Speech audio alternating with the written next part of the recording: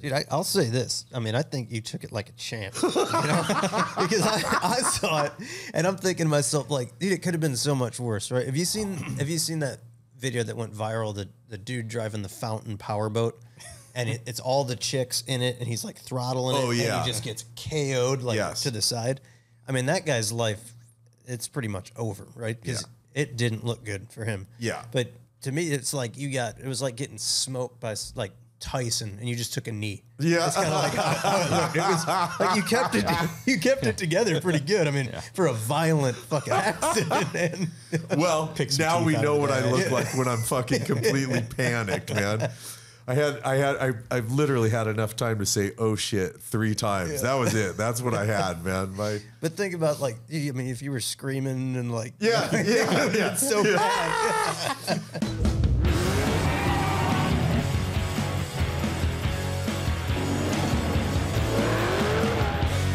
Welcome to Oil and Whiskey, an Ironclad original. I am Josh Henning. I'm Phil Gerber. I'm Jeremy Gerber. Welcome to Oil and Whiskey, an Ironclad original. Today's guest in the flesh, right here, the owner of Autotopia LA, Sean Davis. Yes, sir. It's going to be a fun one. But first, like we do every time that we have an in-person guest, we like to give them and offer up them the opportunity to do their own On the Gas. So On the Gas, if anybody's listening, you shout out to a shop or a vendor or a company, a person, anybody that's like doing some cool shit, or give a shout out to. So Sean, who is your On the Gas for this week? My shout out goes to my friend Killer Mike. He's a good friend. He's a kick-ass rapper. And he gave me a great shout out, and him and Rogan got talking about the Autotopia LA channel recently, so I felt like I needed to return the favor. So Killer Mike, you're the man. Thank you, brother. I would call it even now. I mean, he shouted you out on Rogan, and you're shouting him out on Oil and Whiskey. I mean, you might have the upper hand right now. He owes you one. I'm winning. I'm winning. I'm winning. Yeah. Mike, you owe me another one. he's big into the Impalas, right? Mike's big into a good handful of things. He's building a Grand National right now that should upset a few people because, like you guys, he's not keeping it single turbo V6. He did not do that. It's just a Regal at that point. Yeah. It's just a G body now. Ruined it. But he's super into cars. My brother had a '96 Impala that he planned on never selling because he thought it was going to appreciate and become very valuable. And he bought that car for 25 grand, and about 5 or 6 years later, that car had 800 or 900 miles on it, and it ended up getting sold to Killer Mike for a couple bucks less than my brother originally paid for it. You win some and you lose some. Yeah. Next year they'll go through the roof. Yeah. It's coming on. You watch the '96 Impala. That's going to be a big dollar car at some point. It's coming, man. It's the coming. Most comfortable. It had to be a collaboration with Lazy Boy on the seat. I agree. Yeah, I was going to say they modeled all the reclinable movie theater chairs that you can buy off of that interior. We had Brandon Berkshire. Remember, worked here for years, and I was always like busting his balls. He had one, and he's this little dude, this big Impala. And I finally got behind the wheel of it and drove it. You about fall asleep on the highway. Oh, yeah. I mean, That's why they quit making it. Yeah, it was just too many deaths left and right. Could you imagine if that car had the massaging chairs like what you'd we be have? out. You'd be cooked. Red light. Well, shout out to Killer Mike. That's awesome. That had to feel pretty good getting a shout out on Rogan. It was cool, man. We had just shot Rogan's Nova a few months back with Strope. Steve Strope's a pal, and so Killer Mike, hearing him shout us out, cool enough, right? But I'm friends with Mike. I've never met Rogan, so to hear Rogan say, I quote, because I watched it maybe 300 or 400 times. Yeah. You know, word for word. Yeah. But hearing Rogan say, Autotopia is a great fucking show. Didn't even refer to it as a channel, but called it a show. I was like, we kind of kick ass. Right. Now that means you've arrived. I mean, you're fucking here, dude. And so that goes into the answer for when did you know you've made it? Yeah. When Rogan said, sit down, here we go. Here's when it happened. Damn. That's pretty good. Seriously, that was bitching to hear that. That's awesome. And he wore one of our T-shirts, and I heard that like throughout every single person I know. Yeah. That's all we got was a T-shirt. We got to send him some more. Wearing. You got to see if you just got to keep making sure you get them bigger and bigger. Oh He yeah, seems to I keep got his size down. expanding. I know what shirt he likes. I know the sleeve size. Yeah, It's on a creepy level, dude. You need to ease stalker. it's getting a little weird. I'm glad you said something, dude. I didn't want. I've just met the guy. I didn't want to have to call about it. You want to pour us up some tequila, and while you're pouring it, How about I'll read the description, you pour it. all right, I've got Jeremy will another pour it then. Send it over. Scared to pour. What do we got? This is like a growler, isn't that what they call that? Sure. This is Sodal. It is a Texas version of tequila. Oh. It's the. Just hang on, I'm gonna work through it here. I'm listening. I had never heard of it either. Okay. My neighbor, shout out to Palatine Mike. Palatine Mike. His brother-in-law is part owner investor in this kind of small little distillery down in Texas, and he kept telling me they're making tequila. You got to try it. I've started getting into tequila. He just brought up a bottle. This is kind of their newer stuff, aged in oak barrels, and it's kind of supposed to be a blend of tequila and bourbon kind of flavor. Interesting. But it's made from Sodal, which is the native plant of Texas. They I was going to say that. you? I'm familiar with that plant. Said nobody ever. What the fuck did you say it's made out of? Sodal. I'd never heard of it Sodal. either. What does a soda So- plant look like? You Google it. I'll continue reading here. Yes, please. Our original product is a versatile and ultra smooth, smoother than any tequila, and makes the perfect margarita or ranch water. What we're drinking right now is a oak aged, unique and intriguing, but familiar with the flavors of your favorite bourbon, thanks to virgin white oak barrels that it is aged in. Launched. Bullshit. Moving on. So it's a Texas cactus because that's a cactus. Cacti. Cacti. That's So are you Similar allowed? to But the are you agave. allowed to call it tequila if it's not agave? Well, he kept telling me it was tequila, and then it Okay. showed up What and does it it was. say on It the- says Sodal. Okay, so There it's we not go. tequila. It's not tequila. All right. It's It's similar taste, similar, So it's its own thing. but smoother. Yes, I'd never heard of it before. Awesome bottle. Love the little It is cool looking. leather strap, and Bottle's great. I agree. I like the bottle. that smells gives it good, serious too. points All right, in let's- itself. Let's see if it's lives up to the hype here.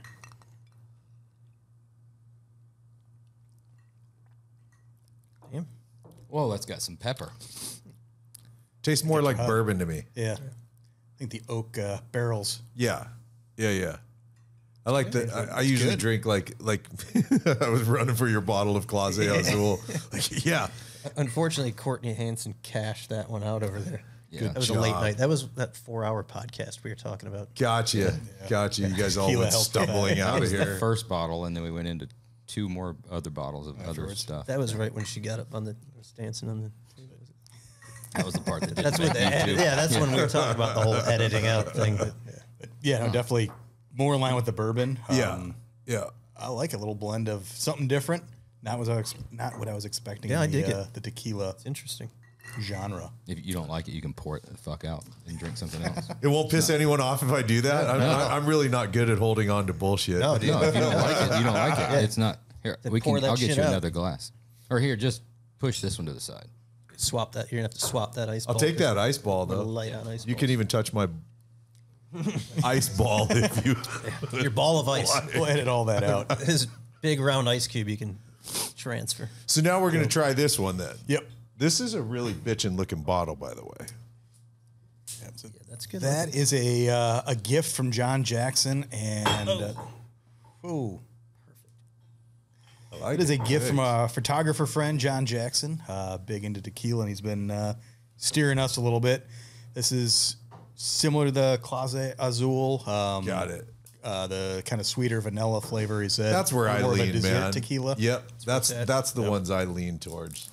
I'm sure you've seen some of John Jackson stuff out there. Not stock photography.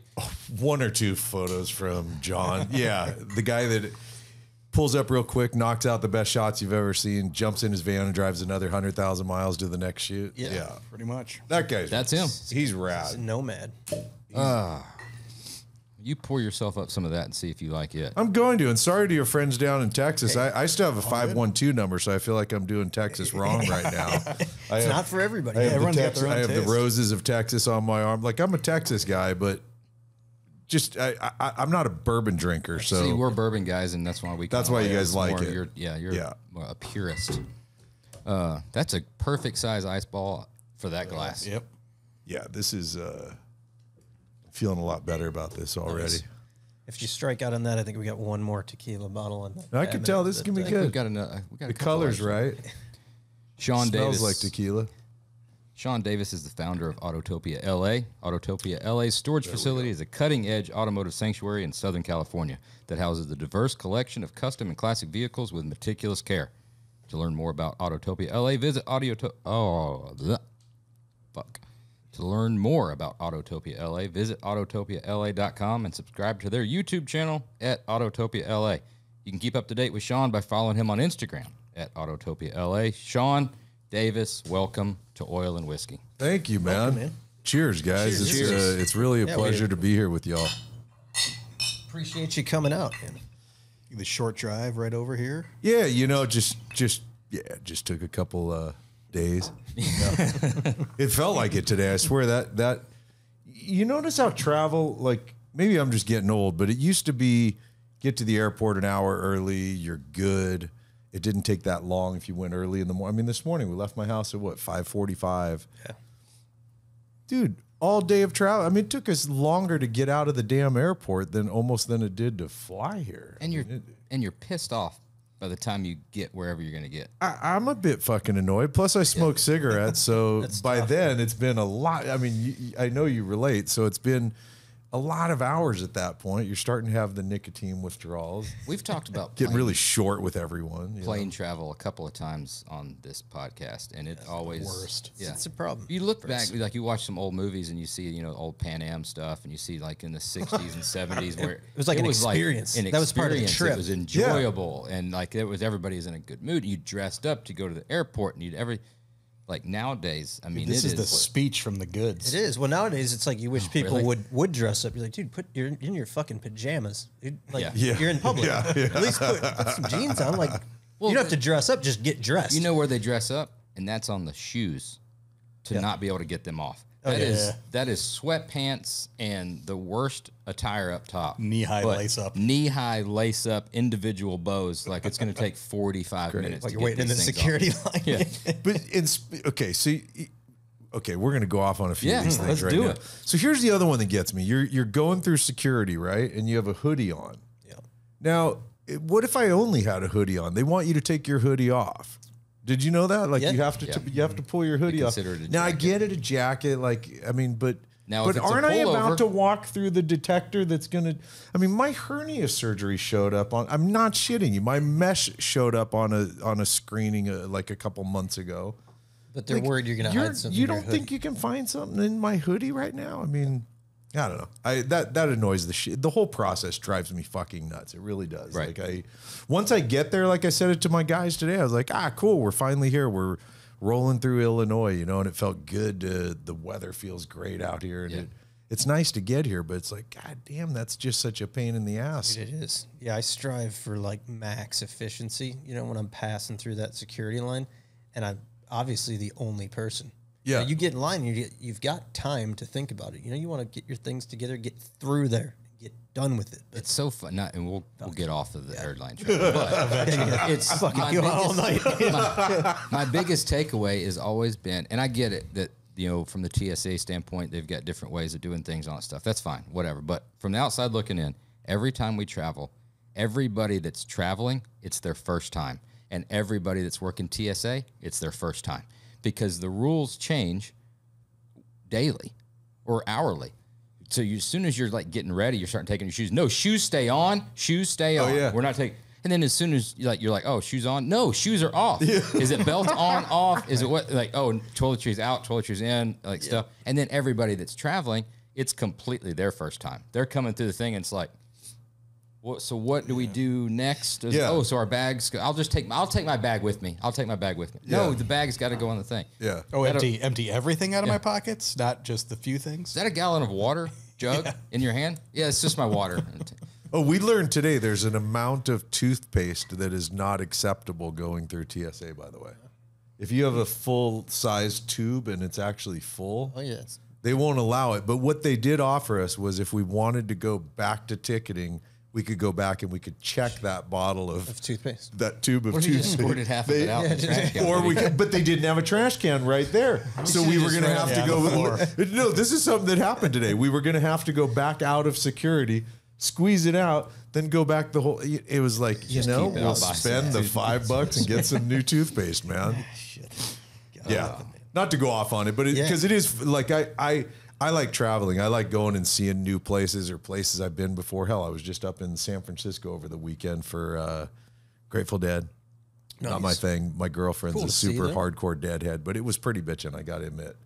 Now, that trip was easy. We went through Burbank Airport and we flew out at 9 o'clock at night. It looked like there had been a bomb threat because we were the only two people walking through security. That's my version of flying. You That's keep getting good. shout outs on Rogan, you just fucking fly private next year. I know. Joe, come on, hook me up. Keep throwing it Send out. the jet. You know, speaking of I got a good one for you. We're doing, you ever been to, do you guys ride at all? Are you bikers at all? I rode before I moved up here. Yeah, I got some bikes. I don't use them much, but a little bit. Okay. So I'm super into Harley and we did Sturgis for the first time 2 years ago. Have you ever been to Sturgis? No, we keep talking about it. It gets brought up on here all the time. It's Every year we're like, That we're and the going SHOT this year. Show. We're Yeah. going. It's so badass. I'm telling you, it's like it's Mad Max meets Hell's Angels, but with like some safety elements. Will you involved. ride So from SoCal up there? Did 2 years ago. This year, what we're doing is trailering our bikes up to Denver, and then riding from Denver over, and then from Sturgis That'll we'll be a just fun fly ride. back. But the only reason that prompted me to bring it up is I've only flown private one time in my entire life. So on the trip coming up, one of the guys that's going with us was like, "Yeah, don't worry about booking flights. We'll just meet at Santa Monica and we'll take my jet to Denver." I like this. I like this a lot. That's the friends It to have. is. It's the next level of traveling. Dude. We got a great customer. He's a good buddy. He's got a Ripper jet, and so we joke with him because we've flown on it a number of times. So when we're going somewhere, we're always like, "Yeah, sending him pictures. Yeah, dude, we're taking the public jet this time." Yeah, yeah. It's game changing though, isn't it, man? Oh, unbelievable. Just how fast you can get from A to B. Like you cut out 4 hours of travel. 4 or 5 hours every time. You really do. There's none of the bullshit, and God forbid you're late. They're waiting for you. Yeah. They're not bailing on you. You know, you don't have to worry about 50 people. Anyway, we're gonna get off the flying thing. Yeah. just the moral of the story is fun. Like make a really good friend that's got a really good jet. Yeah, exactly, exactly. But yeah, Sturgis is. You guys should do it one of these times, man. It's something to see. You know, you got a town of 9,000 people, and during that week, you get about average 500 to 700,000 people show up. I mean, there's bars in that town that could house the entire population of Sturgis. These massive bars, and they'll open up for 10, 12 days. That's their whole year. They open up for 10 or 12 days, and then Kill it. And that they're done. it's wild. We were out. Beats a 410. Yeah, for sure. we were out there. We passed through on a road tour, and the town's cool as hell. Yeah, Love to go out to see the actual event. yeah. When is it? August? August, yeah, coming up. We're going out on the 8th and coming back 13th, and got a super cool crew of people going. It'll be a blast. I'm a little nervous because my girlfriend's about to do her. She already has proven that she doesn't really like riding on the back of the bike, so I just got a new one to try to make her a little more comfortable. I took her for about a 25-minute ride last week just to do a test run and, you know, go see how much better this is.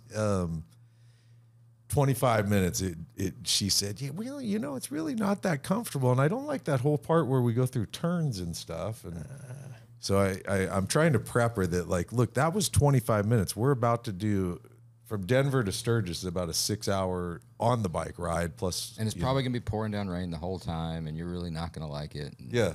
Get a slingshot. That's You what I know, was you gonna could say. get a slingshot. Like Josh did. You get a slingshot and you put a roof on it. We're not going there.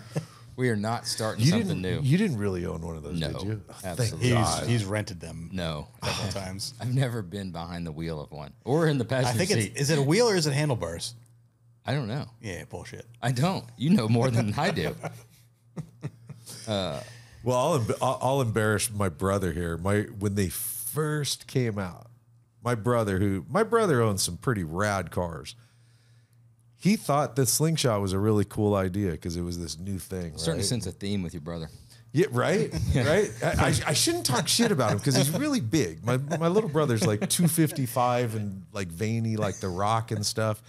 So yeah, he got a slingshot, and I was the one that had to go pick it up at the dealership for him. And I found at that time, you know, technically they call it a motorcycle, so you're supposed to wear a helmet. And I was like, I wouldn't not wear a helmet because I'd be afraid one of my friends would see me driving down the damn street in the thing. Pretty good. Like full face with a head sock underneath and gloves on the that hand. dude from Autotopia. Yeah. YouTube channel just Wait, that guy, I thought he was into cars. No. He came out of the closet. Oh, shit. Oh, shit.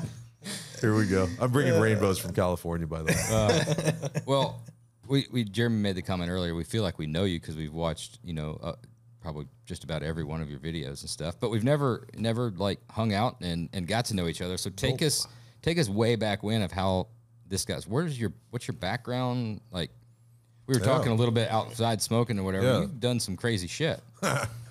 Well, I'm almost 60, so I've definitely lived some life. I was a working touring musician most of my life. I in and out of a couple record deals and publishing deals, and I thought I was going to be a rock star. And so 2011 comes around. I'm 45 years old. It was my last year touring, and I netted a little over 30 grand that year. And I went, Good year. I don't know if I can go into my 50s making $30,000 a year. Would you play guitar? Guitar and sing, yeah. And so I kind of, you know, I called it quits with music, which was hard. I went through a year of, it was rough, man. I mean, it was really rough. And then I called my little brother, back to my brother, who he's an insurance broker. He brokers high risk construction insurance. I mean, makes a lot of money. And I said, teach me how to do what you do. I'm tired of being a broke musician. And he's like, bro, my business would kill you in a week. You're way too soft, which is true. I definitely. I mean, I've watched him work before. I like got 5 minutes around him, I'm ready to kill myself. And he said, but you know what? I've got my cars sitting at my shop. They never get driven. They're sitting in dust and stuff. Why don't you go take care of my shop? Take care of the cars. At the time, Paul Walker and Roger Rodas were still alive. Roger was my brother's best friend in the world. Oh, okay. Yeah, that day was for all of us, pretty rough one. And so I used to work with all three of them. I was like placing cars in movies and TV and stuff like that. Just, you know, I mean, kind of anything to help offset the cost of their collections. And then after the accident, my brother started trimming back his collection a little bit. And my buddy Chris, who's a partner in the channel with me, Chris said, you know, why don't you let me help you go into business with this place and turn it into a storage facility. So Chris and his wife, you know, funded me starting my business, and here I am 7 years later with it. And it's typically I run 100% full.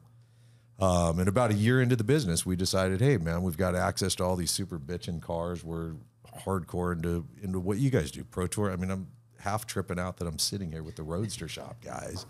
Because honestly though, I mean, you guys are a company I've followed for years, man. And so we started shooting Pro Touring and Resto Mod cars, and you know, it seemed like most of the other YouTube channels didn't really give a focus to that world. It was either a lot of JDM or mostly modern luxury brand vehicles, McLaren and Ferrari and what have you.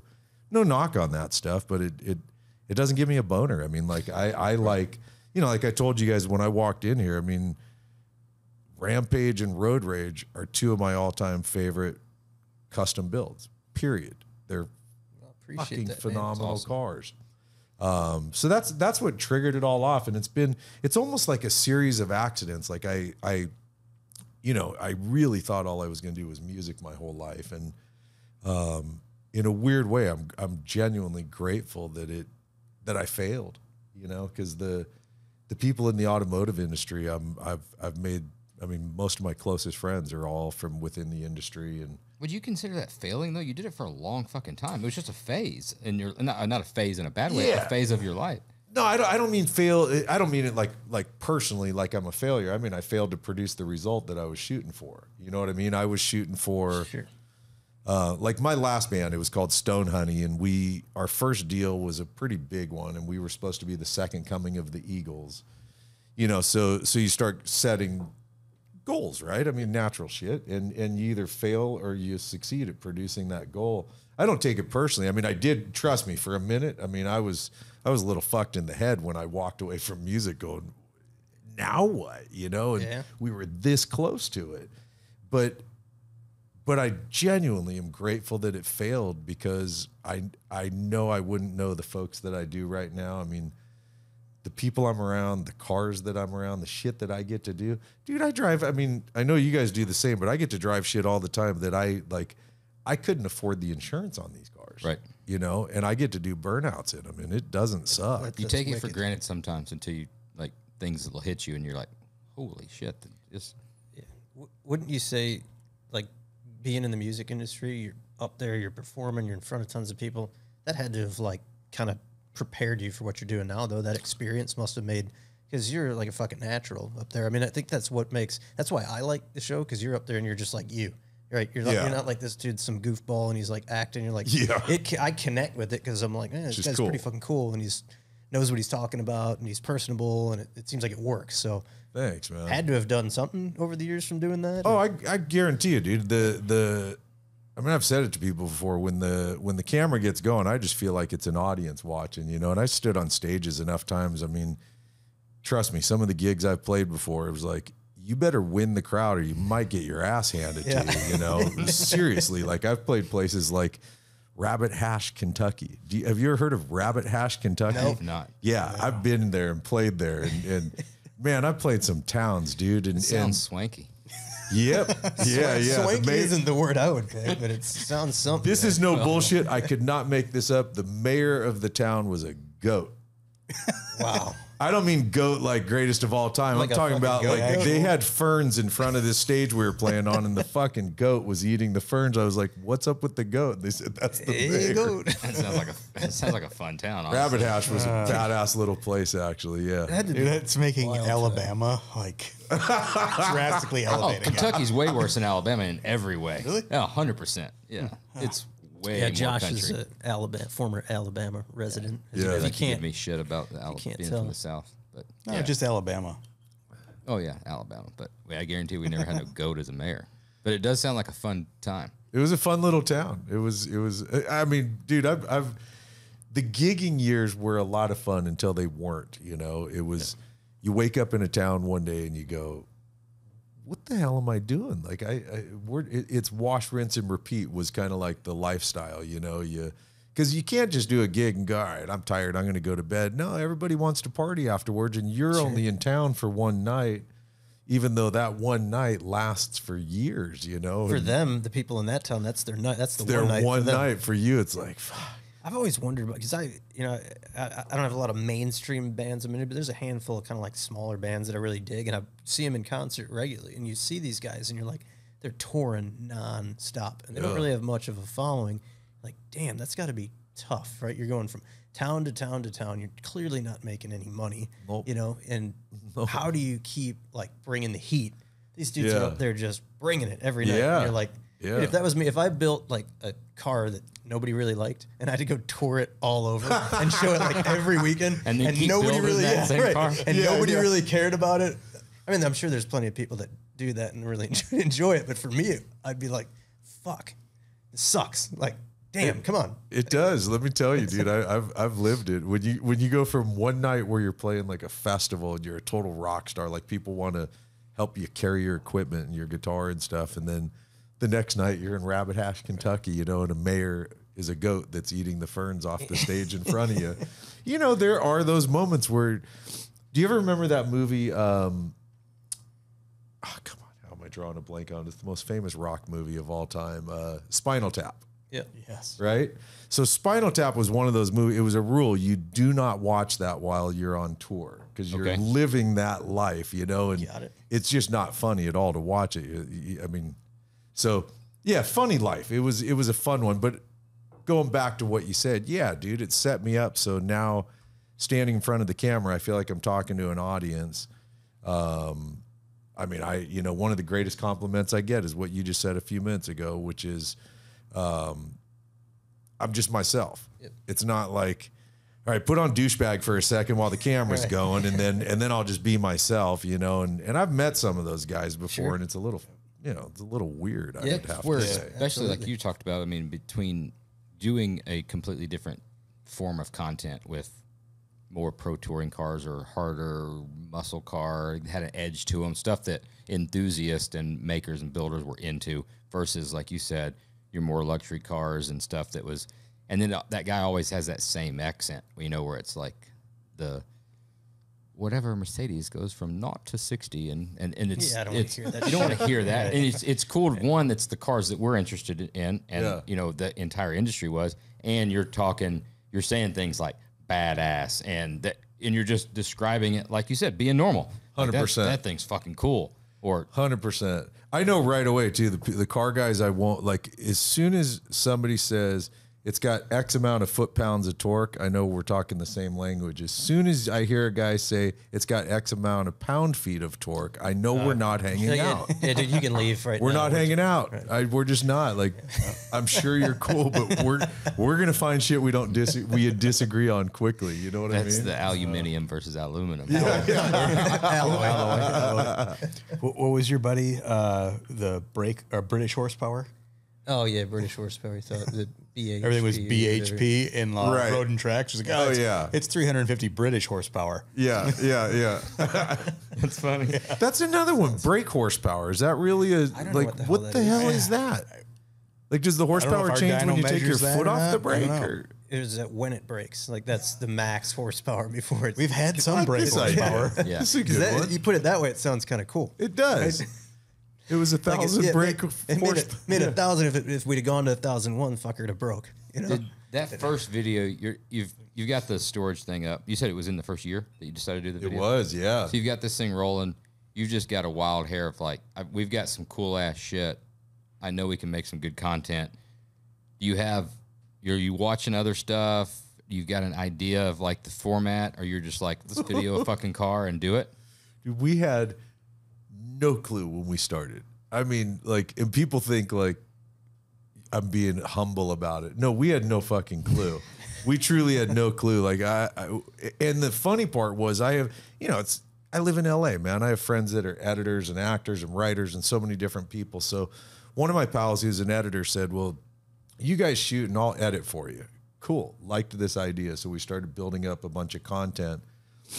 He never got around to doing the editing part. So I ordered up Premiere Pro and decided to just start editing. And I mean, I don't know if you've ever edited before, but not an easy task to do, especially when you don't even know what the hell you're shooting for.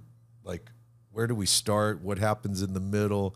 I mean, it was so bad, dude, but it was, I remember the car actually. You guys know Salvaggio and Speedcore and all those guys.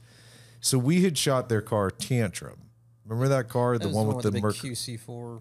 Yep. QV, what do they call it? Was it the GT? It was the big ass 9-liter one, QV, that big. The Mercury, the huge. Oh yeah. twin that turbo. big I thought we were 9. talking about the GT. No, shut up. I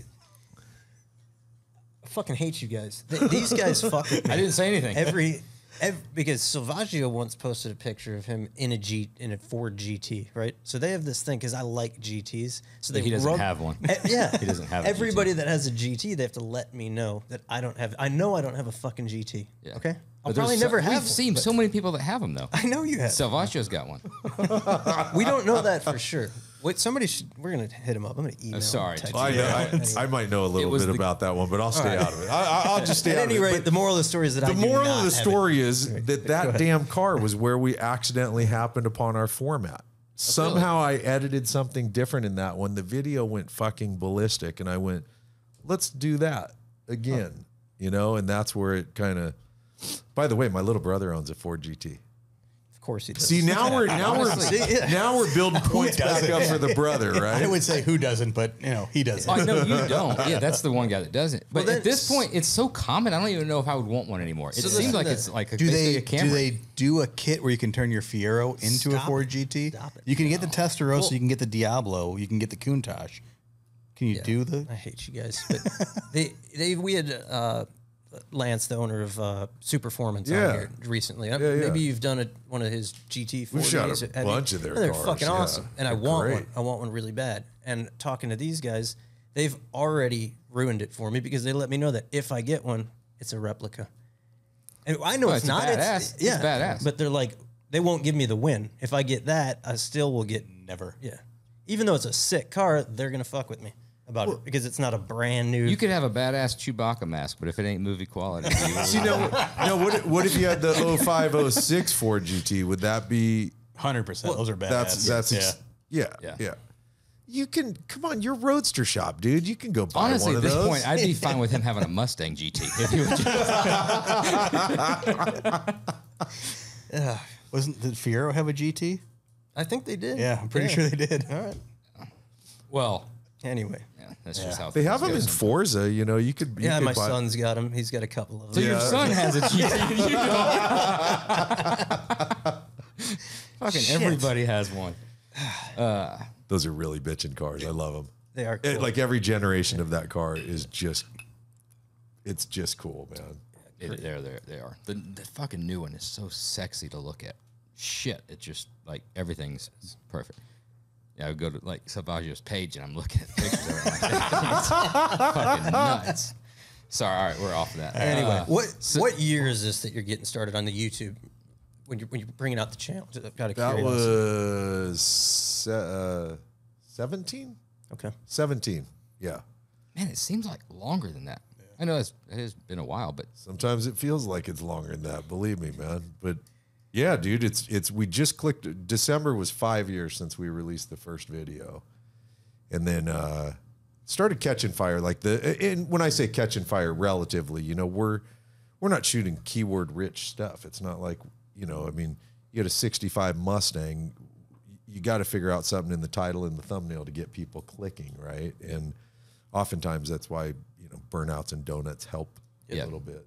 But yeah, the first year I think we hit, I want to say 25,000 subs, something like that. And I remember the one that hit us hard was when we got the plaque from YouTube. I think it was the end of year 2.5 in, we got the 100,000 plaque. That's cool. That was kind of like for, you know, for a musician, you get your platinum record or Yep. your gold record or something.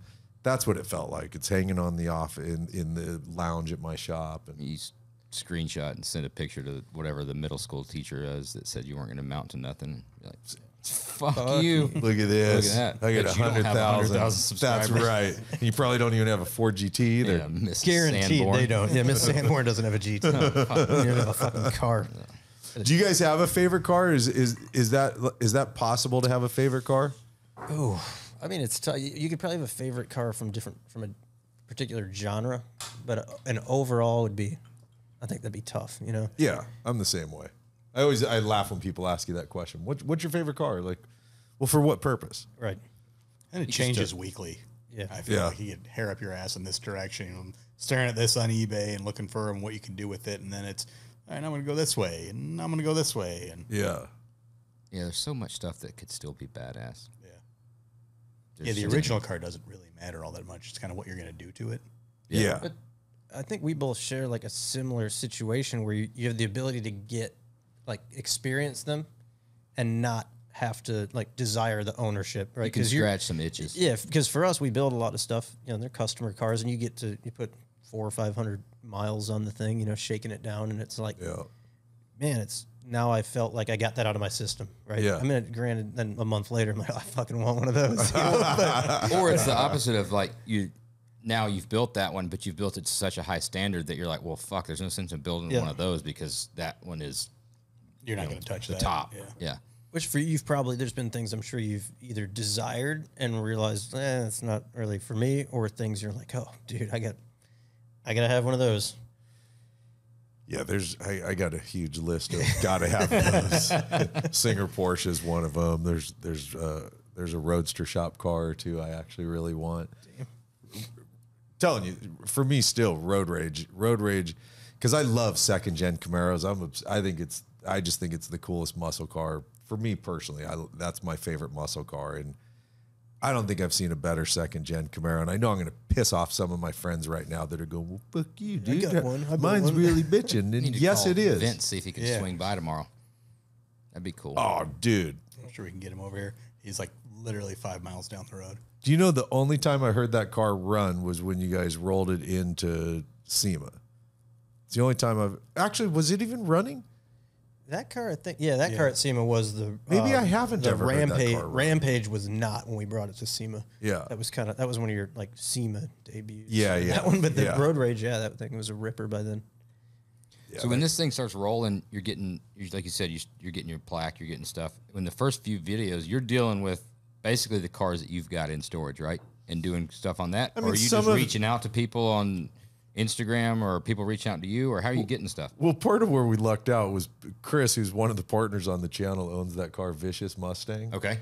So Vicious was, I'm pretty sure that was the first, wasn't that that was the first car we ever shot on the channel, It's which a wicked car. it's a serious car. Yeah. And so that's where we started at, was with that. And I Southern California, dude, I mean, there's so many cars out there. It's not hard to go out to a Cars and Coffee or my friends network. I mean, where my complex is, where my shop's at in my complex, my neighbor's Dennis McCarthy, who builds all the Fast and Furious stuff. And, Strope's close by, Rod Emery's close by, Hollywood Hot Rods is right around the corner from me. I mean, it's, you guys know Southern California. I mean, the car scene out there, between the weather and the wealth, it's bottomless on cars. So how do you handle that now in today's day and age when you've gotten to where you're at? It's the place to be, obviously, on YouTube for a car. How are you handling the submissions of like, you got to do my car, you got to do this, and this is going to be awesome? I'm getting a lot better at saying no. And I still suck at it because I have a tendency to be overly fucking nice. And I wish I was more like both of my brothers, who have no problem just going, yeah, go fuck yourself. But, with building the channel, the worst thing you can do is when you see momentum start to plummet, because the algorithms and AI just on your way down, I mean, they are kicking you on your way down. And so thumbnail and title is just crucial. It's so important that makes people click, right? And so I'm always making sure what we're shooting is polarizing. And when it's not, I'll give you a great example. You guys obviously know Icon, Jonathan Ward. Yeah, of course. We shot one of Jonathan's trucks with Jonathan recently, the Thrift Masters they're doing, the old 3100s. I mean, those things are bitching, dude. They're on Roadster, or they're on Morrison chassis, I think, right? Yeah. Sorry. That's all can't right. say that in No, here. he does. Yeah, Jonathan. He was on here, dude. I'll just leave now. I'm sorry. You're allowed one of those. That's But he really, for podcasts. I mean, what they do is, I'm just going to blow by that real quickly No, you're here. good, you're good. No, but what they do is fucking amazing. But It that is. truck in a thumbnail, Doesn't hit it. there's nothing polarizing about it, and then in the title, it's not 1,000 horsepower. It's it's a stock LS3, so it's and that video unfortunately is not doing good, and it drives me nutty when something like that happens. So I'm super select now, more and more and more about what we shoot to. We put in a ton of work, dude. I mean, combined man hours for every video will end up being probably 30 hours per video, usually about 10 hours of editing and the combined time it takes to shoot. And that's not including when we have to travel and stuff. So Yes, you need it to perform. believe me, we want it to work, man. If it's not going to, Yeah. It's I hate it too. I swear, I hate having to tell people no. I just did it the other day with a guy that has a one of those Factory 533s. Yep. And he's stoked about it. And it actually looked really cool. And I had to tell him, like, dude, for us, anything earlier than 62, it probably isn't going to land on the channel. Just doesn't pop anymore. Wild. Just to sit doesn't. here and listen to this, because this is 20 years ago with the magazines, 15 years ago with the magazines, and dealing with, they had 12 covers a year, right? And you probably had 30 features, and they were selling a magazine, and they had to pick the car that was going to sell that magazine. Well, then print media, is kind of taking a dive. Well, then we've got for 10 years, we're at social media, and there is no curation, right? Yep. There is nobody selecting. splattered out it's there. all out there, Yep. and now you've got a very curated channel that you're selecting cars and you're having to select a car. Like, yeah, your car's bitching, but the video's not going to do well.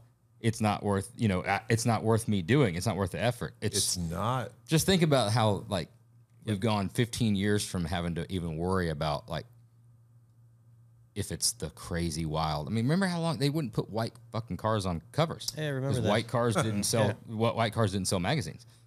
Makes sense.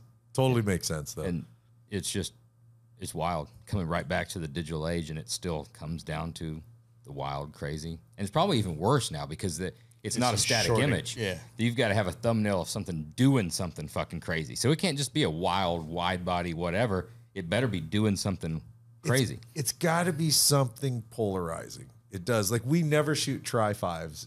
Never shoot tri-5s. We did one recently because it's got a 712 cubic inch motor.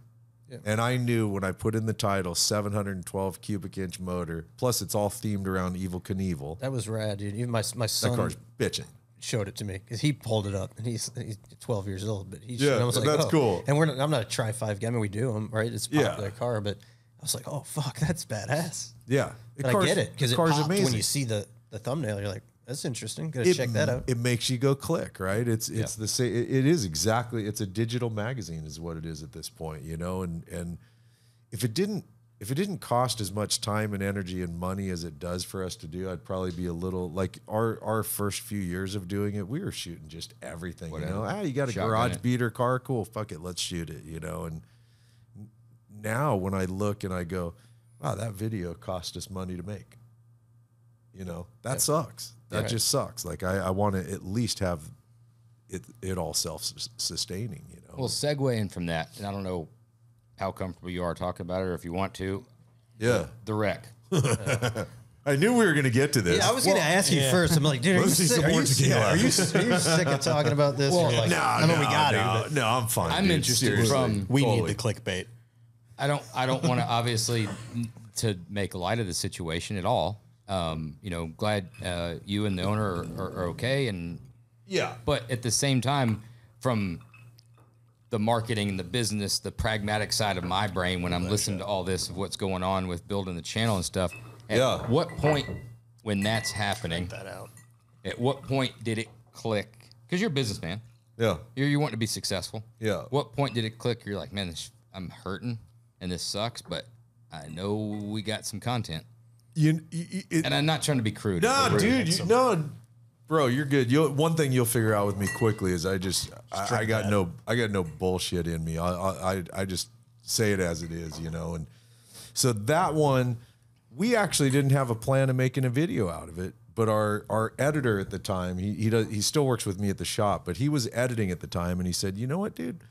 I think we can make a great video out of this. And he said, here's what I want you to do. And the video you see is what we did. He set me up in the shop. I narrated how that day went. Yeah. And we found it. We figured, I mean, and believe me, I knew as soon as it went up, as sick as some people are out there that can't turn away from a train wreck, it's going to go fucking ballistic. It's our only viral video ever. We don't create viral content. Most of the people that watched it didn't actually watch anything except for the crash part, right? But we felt like it was an opportunity within our community to actually make a difference. Because I can guarantee you, I'm willing to bet money on this one. I'll bet you guys have all been in cars that have harnesses before and have put on your lap belt only. Yep. Or maybe not even the lap. Yep. Right? Because you're just cruising down the road. If you're going to get after it, of course you're going to throw on the harnesses. We were just shooting our roller shots. Our roller shots were basically speed limits. So that was 0.1, right? Now, yeah, believe me, dude, I get in a car and I don't care if I'm going out the fucking driveway. I'm putting on the harnesses, I had a Mustang when I was a kid that made a whopping 300 horsepower, and the accelerator used to stick on it all the time. You kick it and it dropped back down, and life's good. So when he told me his accelerator was sticking, I related it back to that, not thinking that I'm in a 1,300 horsepower car. 1,300 horsepower sticking at 2,000 RPMs, you might want to pull over, right? And it was a series of those, like, I felt like we gave a great lesson to people in complacency. How easy it is. I smelled fucking brakes on the car. And I even said, as we were dropping down the hill, I was like, God, dude, I smell a lot of brakes right now. And he said, yeah, but look, the car still stops. And we stopped. Like, okay, yeah, we're good to go. I mean, probably should have pulled over and checked shit out, you know? But the other thing is too, I'm not a mechanic. I don't work on shit. I won't even change a battery on a car. I go grab my neighbors to change a battery. Like I hate doing what you guys do. I mean, like despise doing it. I like what you guys do at the end part of it. You know, so all of these things, but that's the average enthusiast, I would say too, is the guy like me that doesn't wrench, that maybe didn't think through any of the things that we did. And we felt like it was an opportunity. And believe me, I've had people like Jim Ring was giving me shit at last SEMA. He's like, you know, I can't even pull out of the damn shop now without everybody saying, put your harnesses on, because he's the one that test drives the cars when they finish them up, you know? And he was joking with me about it, but I don't know. I thought it was a great opportunity to make a difference in our community. And yeah, did we gain a shit ton of subscribers from it? We did. And that video is by far our most profitable video. Especially when you cannot stop the people from commenting their opinion on exactly what happened, how it happened, and how it could have been prevented. Dude, and I have heard, I mean, because I actually, believe it or not, I read the comments. Now, do I read them all? No, I think that video is over 30,000 comments now or something. I mean, it's bonkers. But I've read a fuck ton of them, and I've responded to a ton of them, mostly being nice, plenty of them, you know, some version of go fuck yourself, you know, like, and sometimes even worse. But, you know, I'm in touch with what's going on with that video, and I felt like I still stand true that I felt like we made a difference in our community. Because I can tell you friends of mine that have come up, hey, dude, check out the interior I just did on my car. I added a harness bar, and I have harnesses in my car, and I put them on. I regularly people don't ever tech inspect their cars. Guys like you do, because you guys it's what you do for a living. You build vehicles, you know. I'll bet you guys have clients that probably have never changed a battery or a tire or anything in their lives, you know, and at best, they send their car to you when it's time to have an oil change or a service, but are they regularly tech inspecting their cars every few hundred miles or whatever, whatever you'd recommend? When and how did you let the owner of that car know that you were doing that video? You're like, it's either this or I'm suing you, dude. So it's like, let me do it. Which I didn't do that. Right. Believe me, I had people going, you know what you like? Yeah. I get it. I took the insurance money and it paid for my dental work and a few other things. But we made the video and we sat and watched it, and I called the guy up, and I don't even know him. You know, I had talked to him on the phone one time, and then I met him the day we shot the video, so it's not like he's a close pal of mine or something. But I did call him and say, hey, look, we're making a video out of this. You know, we feel like there's a great opportunity to make a difference. And he was actually really cool about it. I think he might have gotten hurt a little bit once it went live and people were just saying horrible things to him, all the things he should have done, including like, why didn't you just do a quick backflip and spin the car the other direction? And that's what I was thinking when the fucking throttle's hanging Kick and the flipping. brakes are coming. Dude, you've seen Fast and Furious. I mean, come on. Vin Diesel could wheelie every fucking car in the world, man.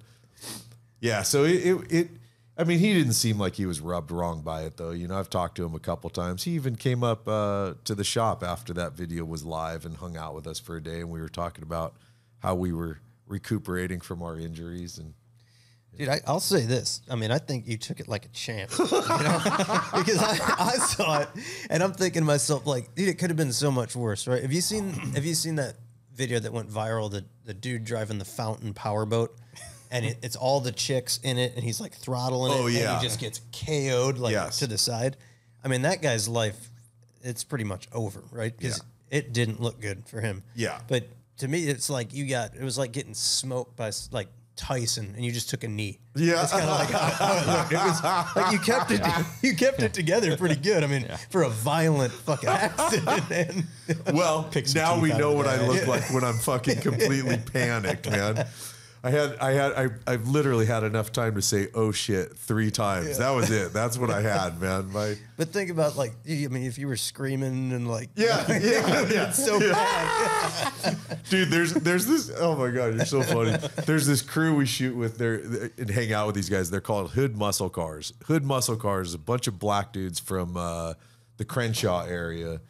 They're extraordinary in that they're still very Crenshaw, but they're all very successful guys. They own multiple muscle cars and stuff. And it's funny you say that because when we were down there recently, one of the guys was like, man, I got to tell you, you took that like a champ. He's like, if that was me, he said, I'd have been going, ah! Oh, that's funny. Oh, yeah, dude. I mean, we were just coming back from Columbus, and Josh is driving. I'm in the back seat of the truck, and he starts, like, stopping quick, and I jump. I'm like, oh, shit. Oh, yeah.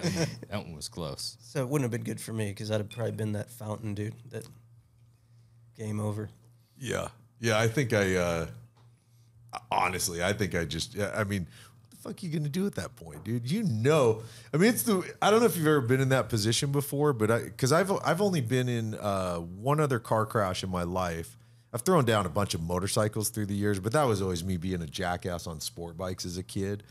But, you know, when you see bumpers coming up on you real quickly, I mean, and you're in the passenger seat, Yep. It's gonna be the worst. No control. You can't do anything. There's nothing you can do. I mean, it's just literally sit there and like see how this goes down. You know, I mean, now I know how it went. All right, so that's probably the worst on-camera experience.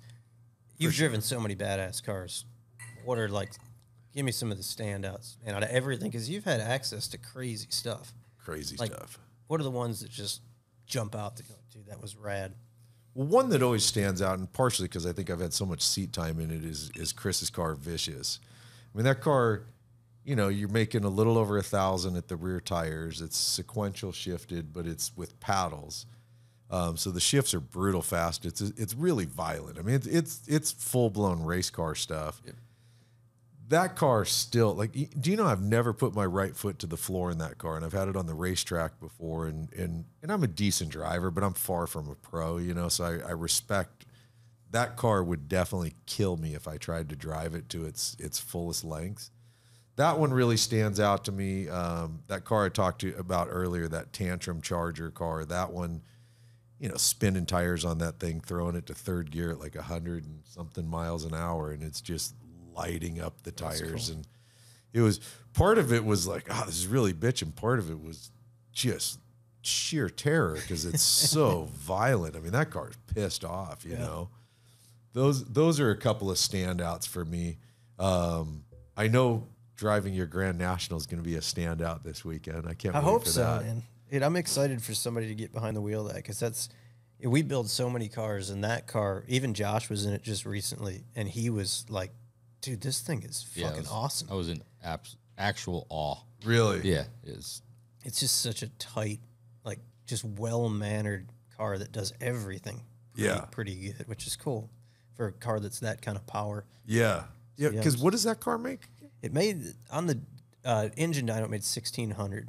And that's so stupid, dude. Yeah, Wagner did it, and that was like a fairly conservative tune, so it's capable of more, but that's, you know, I think it put a little over 1,200 to the wheels on E98, and it's so civilized, though. It's crazy. Is it really? Yeah, it's so... It's dumb. Dude, you put your wife in it and drive it around. As long as she put her foot into it, it's just... It's like a regular LS motor until the turbos spool up, and then hold the fuck on. I'll bet. We were just out doing, like, catching some B-roll footage for some stuff that we were cutting together, and I'm driving the thing in the 1,600 mode, windows up, AC on, like, just cruising, like messing with stuff on the car is just so, you could daily drive that thing. Wow. So it's cool, and it's just violently fast when it's still to this day the only car that I've ever been, like, scared of, you know? Not that it does anything that, like, scares you, that makes you not want to get on, but it is so fucking fast. Ah, dude, that's massive amount of power to deal with, man. I mean, that's...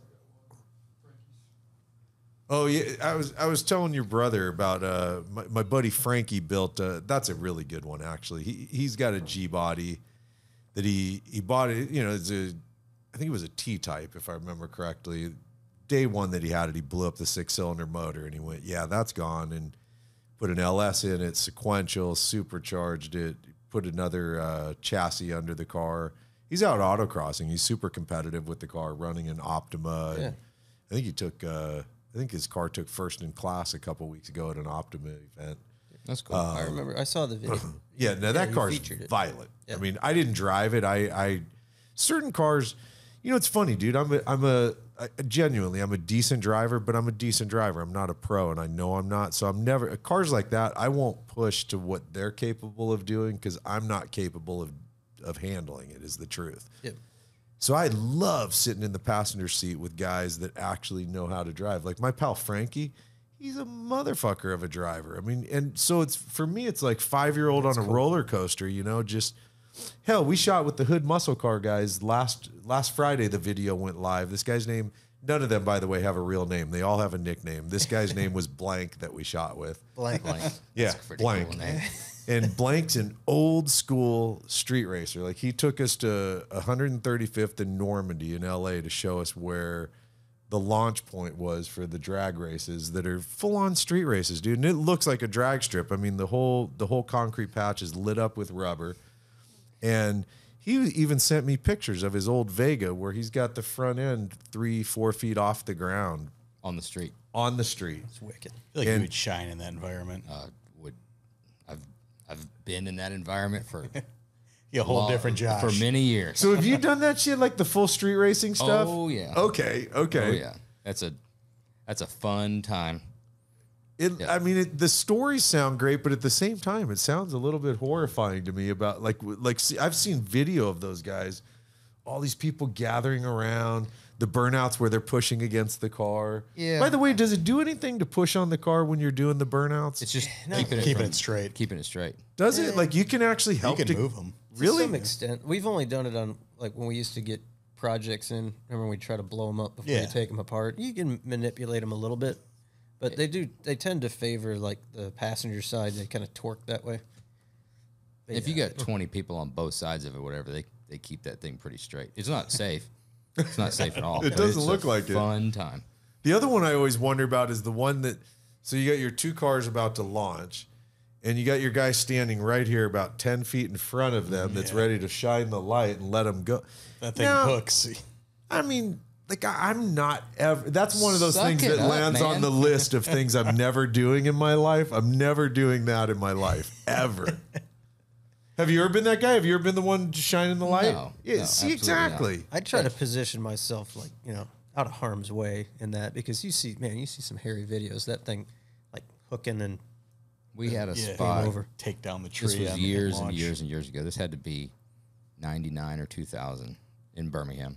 Street race. So you had Saturday night and Sunday night. Cars were on Saturday nights, and Sunday nights was bikes. There's different spots to race different stuff. So on Sunday nights, always go to the street for the bike races. There was a spot right over the railroad tracks that was a straight shot. Well, the finish line. This sounds a like bridge. a Vin Diesel story, dude. This is like he's setting the stage like, when I cross these tracks, No, I'm not it's racing. a quarter I'm just- mile. I would It's all always about go to it. family.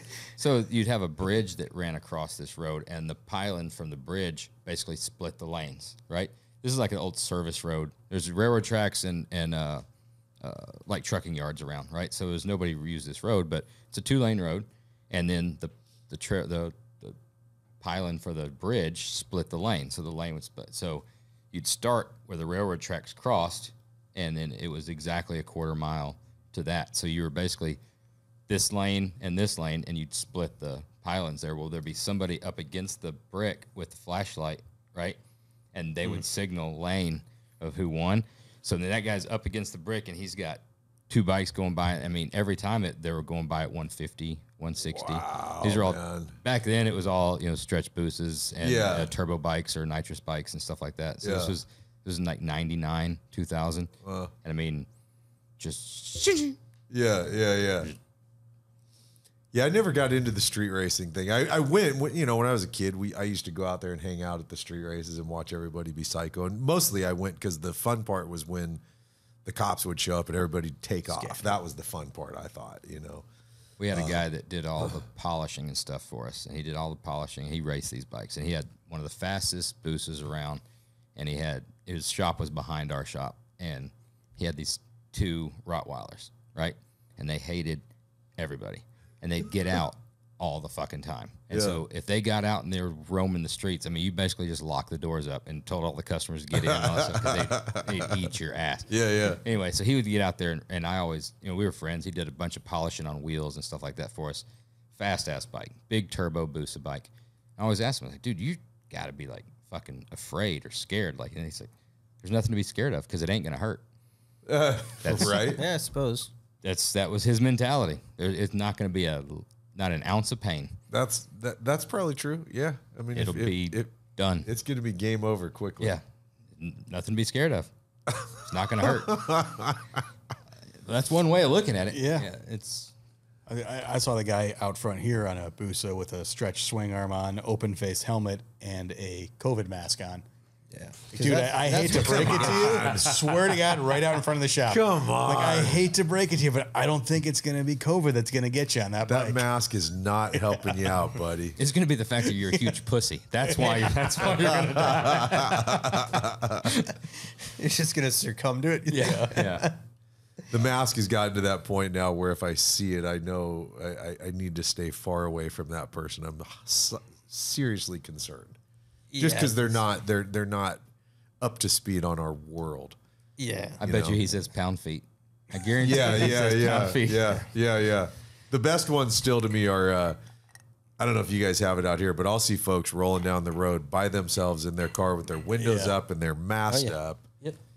And my concern, honestly, is we're on the same road together, and you're showing me how completely uneducated in life you are. That because I don't know. I mean, if maybe they're afraid of dosing themselves with COVID, or they think it's like this We can airborne. go on and on stories. I smoke, you smoke, right?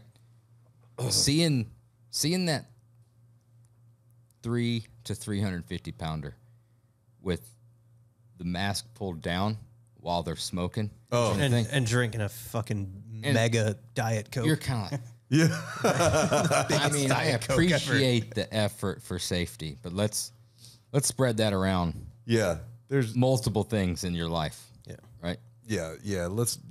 That fucking heart attack's going to get you long before COVID does. That's for sure. Yeah, or I mean, In that the scenario. knees are probably going to go out before COVID does. You know, I mean, like, yeah. It is. You never see it like a guy or girl, that's super in shape, walking around like that just got done eating something healthy, drinking a bottle of water with a fucking mask on. You just never see it. No.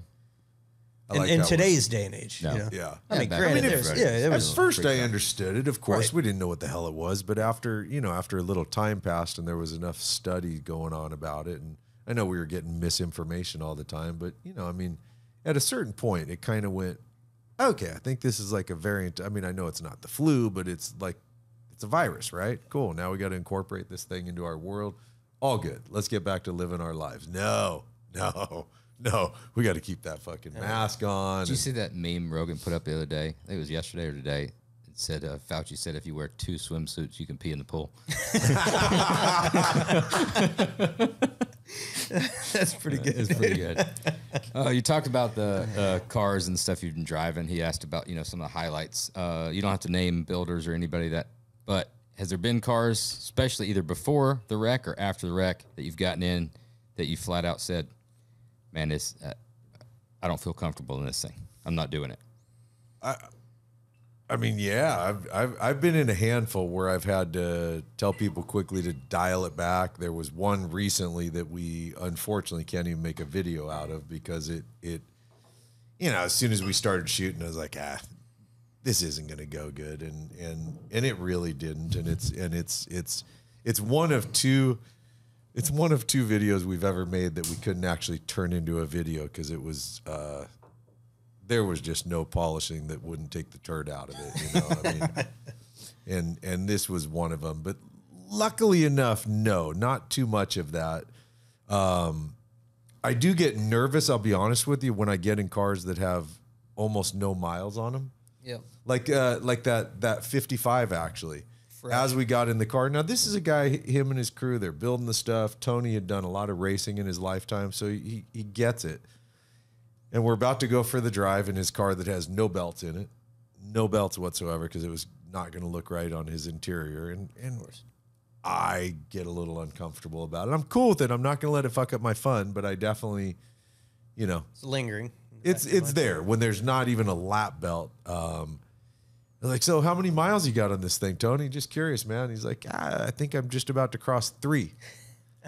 Came off the trailer. Bitchin', cool. We're about to drive a 3-mile car. We know full well what 3-mile cars did for years and years. I and think years. I think you're setting yourself up for these. You know the views you got out of that last one. You're like, let's do it, dude. Fucking punch it. Get on it. Let's see what this thing will do. Dude, one of my best pals, my buddy Dave, who he also does legal work for me. He was in France when that video came out, and it's going ballistic, of course. And he calls me from France, and he's like, as your friend, a subscriber of the channel, and your attorney, I highly recommend more accidents, man. You gotta start wrecking some more shit. Like, with friends like this, I do not need enemies, man. Has there ever been a time, and again, not naming any names, just Yeah. trying to look. Yeah. Has there ever been a time where you've been, what's the saying? Don't meet your heroes, or it's best not to meet you. Yeah. Where you've been like, man, I thought it was gonna be so much cooler. God, I don't want to name names because I feel like I'd be as much of an asshole as they are. But yeah, dude, I luckily enough, in my opinion, in this industry, I find most people seem to be pretty damn cool. I'll tell you one though, music, because I don't give a fuck. I'll never meet the guy. I didn't even get to meet him when I got to meet him, actually.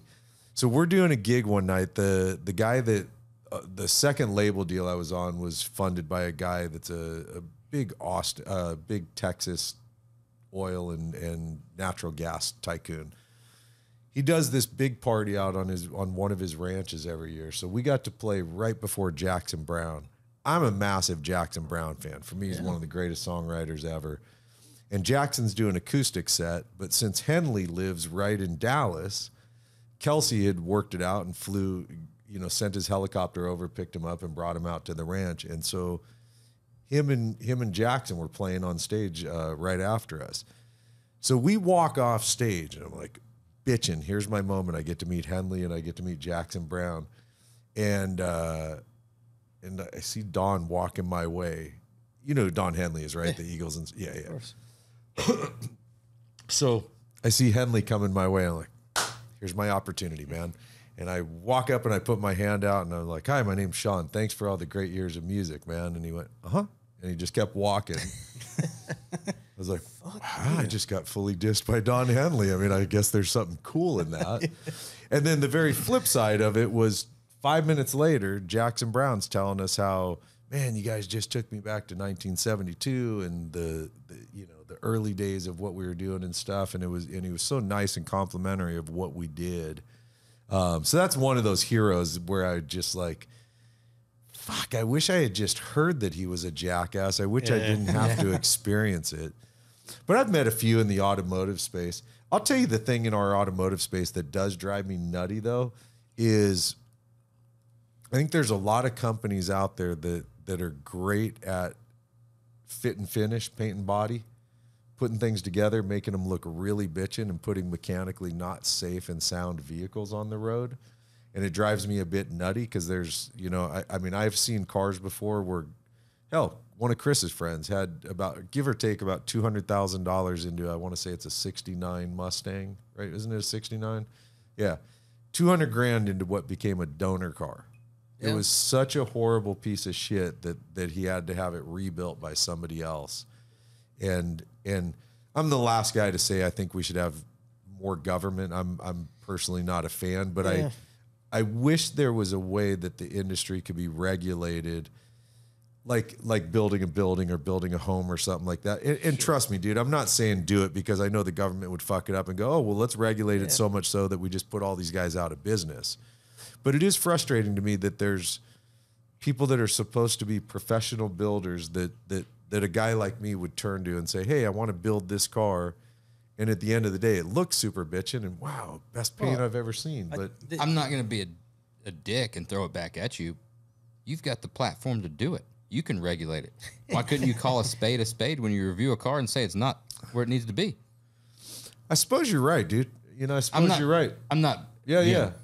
But there's like the industry our industry has been very good about self-regulating, That's exactly what I was going to say. That ultimately purging. it does. But from a customer standpoint, it's generally new a guys new are guy going to doesn't get burned sometimes. know any and that's better. unfortunate. Yep.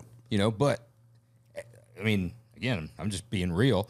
So Yeah, many yeah, people yeah. always say that, but then so many people are always don't want to call out. Yeah. Like, oh, I don't want to be an asshole. I'm not going to name names, but I've seen this car do this and I've seen this car do this. If more people would name names and say this guy builds Yeah. a shitty product, Yeah. or they build a really nice fit and finish, but you can't fucking drive the thing down the road, Yeah. that's the industry regulating itself. But most people don't do it. No, I suppose you're right, dude. And I guess I do watch what I say because I don't want to piss people off in our industry. So I hear you, Yeah. dude. I hear you. I hear you. And everybody does the same shit. Right. Yep. I hear you. I got one that comes to mind, and it's like a controversial car because of some of the people, where the car went, where it came from, things like that. But you featured it, and we could edit all this out if this is just no bueno. But it's made its way to our shop here.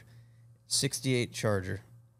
Maybe you know which it is. It's light gray in color. Oh, yeah, Wasn't sure, built by sure, a professional sure. builder, but It wasn't. built by a builder. Yeah. And came here from a friend of a friend.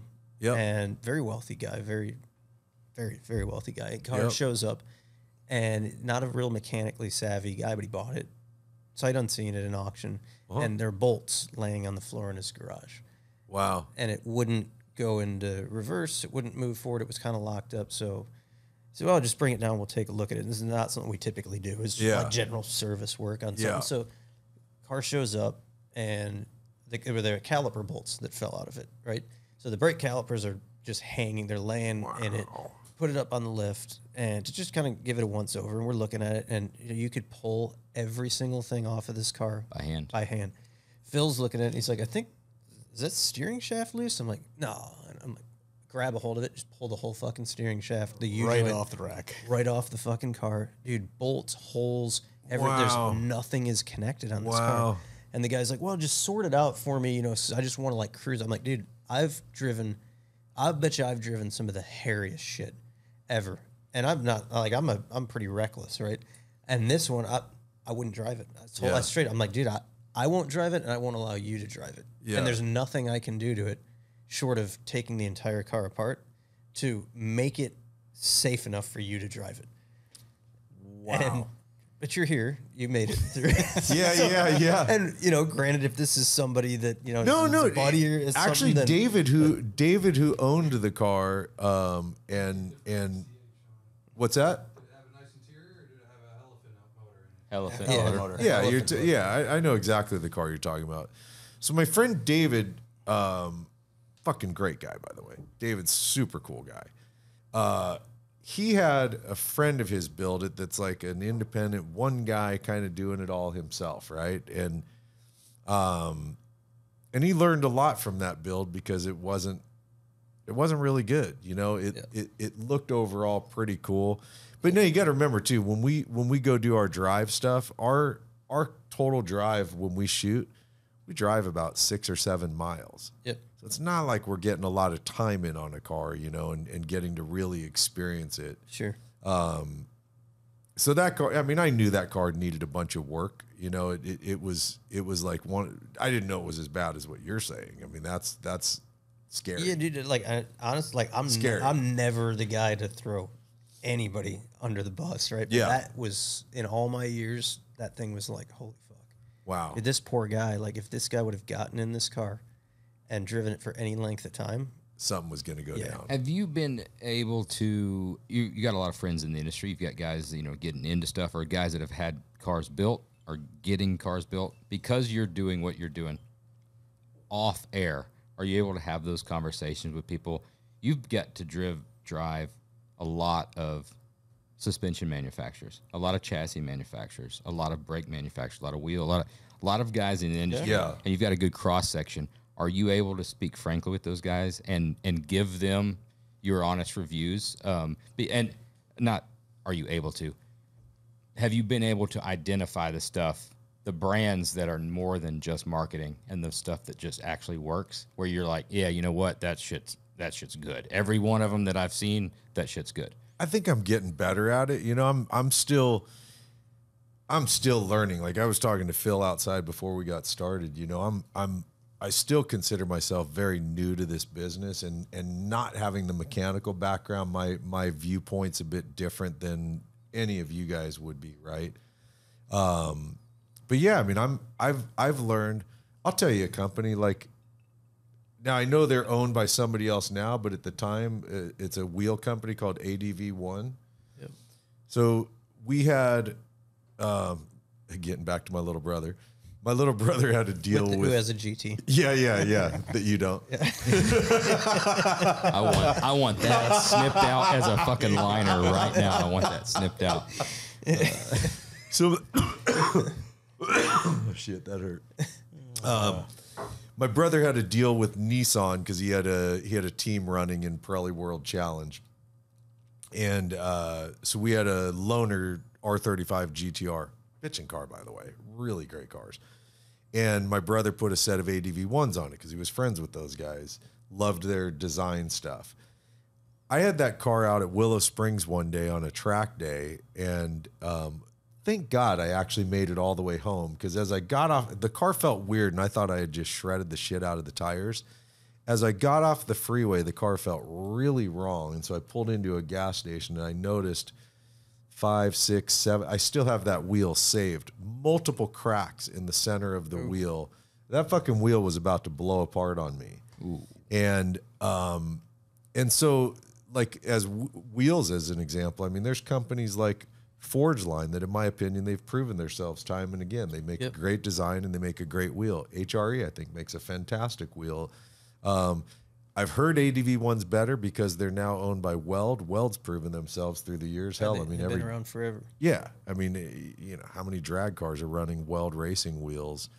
So I think I'm learning more and more. The one what I found out from the crash video, or that whole incident. When I saw Willwood brakes on his car, I thought we were good because Willwood's proven I would have to say in modern times, proven themselves. What I didn't know was that those brakes were 17-year-old Willwoods. And even though they had no miles on them, Willwood at that time was more, from what I understand, more of an inexpensive aftermarket brake company that maybe wasn't quite up to the quality of a Brembo, a Bear, something like that, where I don't think it's accidental that we see Willwood on almost every hot rod. You know, I get it price point wise, but I also think I don't know. I've been in enough Willwood cars where they break. I mean, they do their job. Yeah, there's a lot of good aftermarket brands out there, and you got to pick the right stuff. Yeah, you know? And that's the tough. Some part. of it could be install too and how it was done, so you can't Right. necessarily always blame the manufacturer. We've seen Yep. a lot of good parts installed incorrectly that Yeah. whoever's doing the work could be. Yeah, like it could be a Willwood caliper, it could be a Bayer or a Brembo caliper, but if the caliper bolt isn't in the caliper, it's not going to start. Dude, it's not going to work, man. Yeah. You guys have got to see. I got to imagine you probably end up having to deal with it a lot, huh? Where people have built a car with somebody else, and then it comes to you and has to ultimately get kind of rebuilt because it wasn't done properly. We see it a fair amount, and it, like in years past, we'd take them on and you try to get them across the finish line, right? It's a car that maybe a guy had built, or maybe he started at home or it bounced around a few shops, and you never get the right finished product out of it because you're just band-aiding it. You know, you're just putting good money over bad money, and it never works out right. But we see a fair amount of them now, and we just treat them like project cars, right? It comes in, and you're taking that body, and it's just communicated that it's getting a chassis, and we're wiring it, because those are the two things that just need to be done. Yeah. You know, I've had cars in the past where I've agreed to, all right, we'll chassis swap it, but the guy's like, it's been wired, it's all the assemblies right, just put it on a chassis, and I'm like, okay, and it just bites you in the ass, Yeah. So at least we've made mistakes, right? You make mistakes, but at least you know your way around it, because we do it to a standard that I believe is pretty professional. Yeah. So even if there is an issue, I know I could go check this relay or check this fuse that's labeled and it's right here and I've got it documented, versus like maybe it's going to catch on fire. Yeah. You know? Yeah, it's a tough one, dude, because there's also, I mean, I guarantee you guys have seen this. You for all I know, you might have even had it happen with your own company. Is you could produce 30 cars that were exceptional, and you maybe missed on one. I'm not saying you guys have, but I you know, I've seen it before where there's cars that have been, they looked amazing, but they were okay builds. They weren't great drivers. Yet that same company's produced cars that have done wonderful vehicles. You know. Well, I think more so on our end, it's the difficulty is because the chassis, just much like the brakes that we talked about, it could be the baddest chassis around. And I think that ours is absolutely leaps and bounds the baddest chassis around. No questions about it. So I'm not, that's shame. You heard it right here. Plug, Josh right? said it. So no, it's true. So no, but my point to that is we can do everything. This entire team of guys can do everything to the top level standard. It's still relying on a shop or an individual for the installation of it, right? And the setup of it. The 100%, making sure the springs, I mean, there's some simple things that we've seen in the past, and you know, you can work through it or whatever. The front springs being on the rear, and the rear springs being on the front. That changes the way it rides, right? Very simple. But this stuff happens sometimes with novices or with a smaller builder, and you're moving so fast. But overcoming that first thing of like, I spent X amount of dollars on a Roadster Shop chassis, and this thing rides like shit. And they call, I'm like, hey, the back's way too stiff and the front's way too soft. Yep. Well, what springs do you have on it? Well, I mean, I've got, 250s on the front, and there's 700s on the rear, or 650s on the rear. Well, swap them.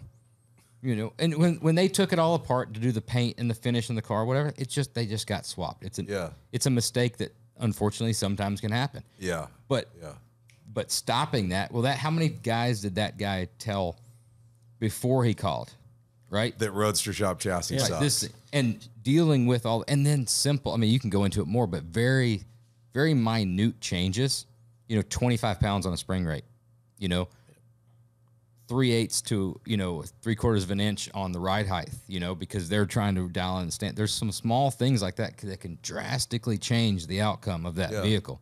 I mean, fucking tire pressure.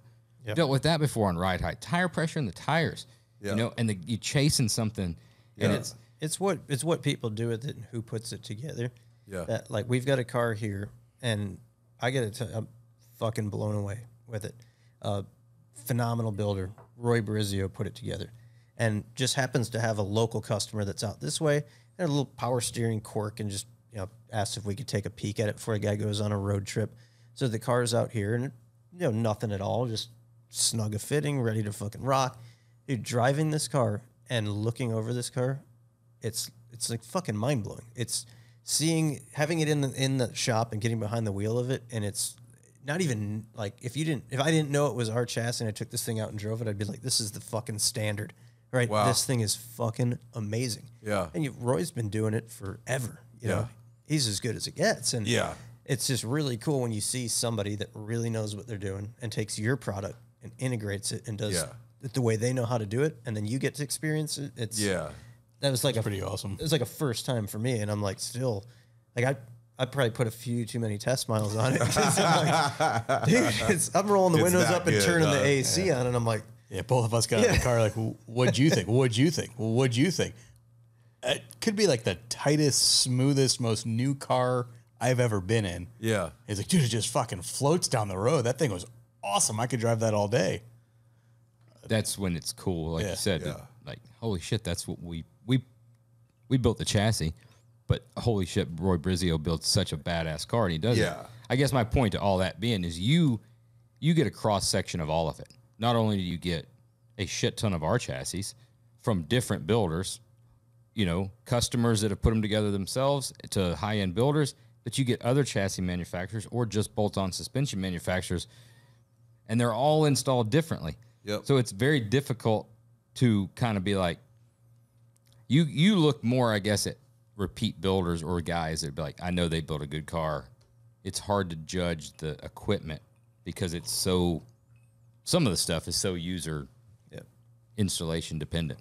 Yeah. Yeah, I'll tell you everyone the has one bad days too. I mean, we fuck stuff up. Right. Yeah. Just something slides through the cracks. You didn't see it. Yep. Somebody missed something. Yep.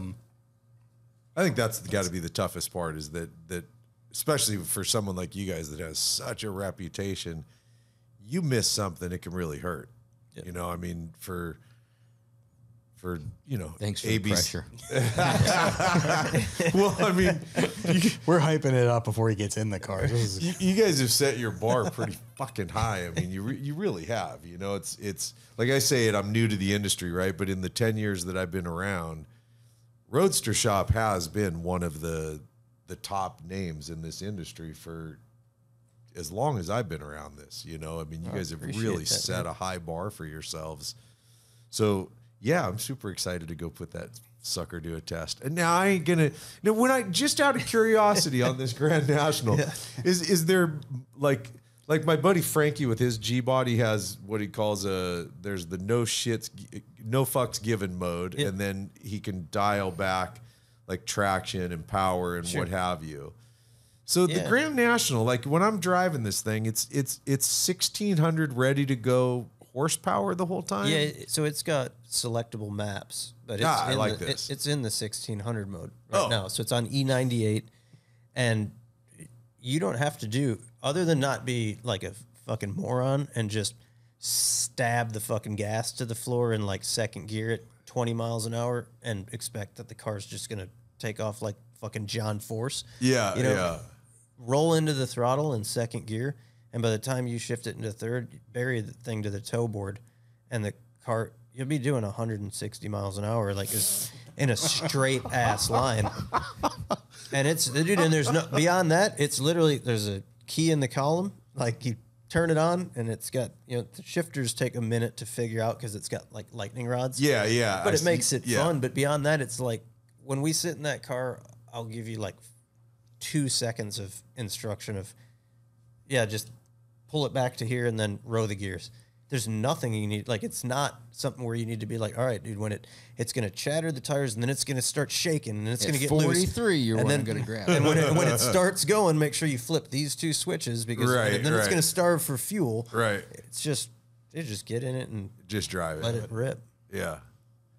So I'm curious.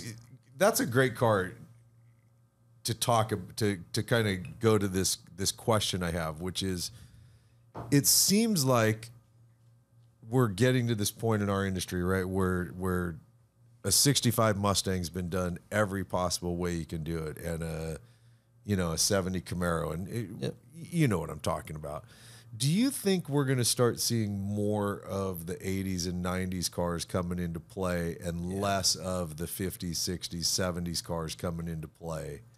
I don't know that you're going to see less. I think you're just going to see like kind of a leveling out of those. I mean, I think they're always going to be popular, right? Yeah. Because even me, take me for example. I mean, I'm 40 years old.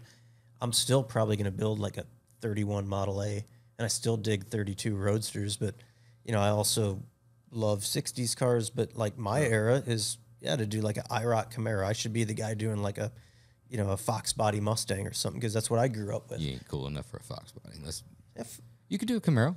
Just Fox body, a little tough. But I think you're going to see that more and more. I mean, like our kind of younger customer base, they're all like hinting at it. There's not a lot of guys, they want to just like kind of dip their toes into it, but they're waiting for cars like I think that the Grand National and guys to start spending the money on taking them to that level. Yeah. You need a couple people to justify it and make it cool. Yeah. Yeah, yeah. And then everyone else can kind of fall in of, yep, I can do that. I'm not going to get killed if I spend $250,000 on a Fox body Mustang.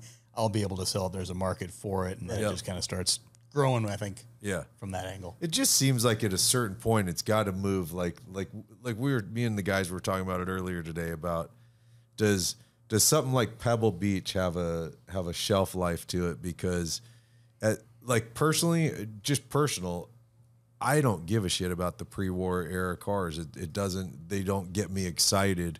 So like when I've been up to Pebble Beach before, I just go over to Quail and see all the crazy, you know, the supercars, the Paganis and the Singer Porsches and stuff like that. And then mostly I go hang out and look at cool cars driving around town. But I don't even care about going over to Pebble because I just don't. Why do you think Pebble Beach has opened it up the last 4 or 5 years to their special curated collection? I mean, you got a singer there. You got stuff.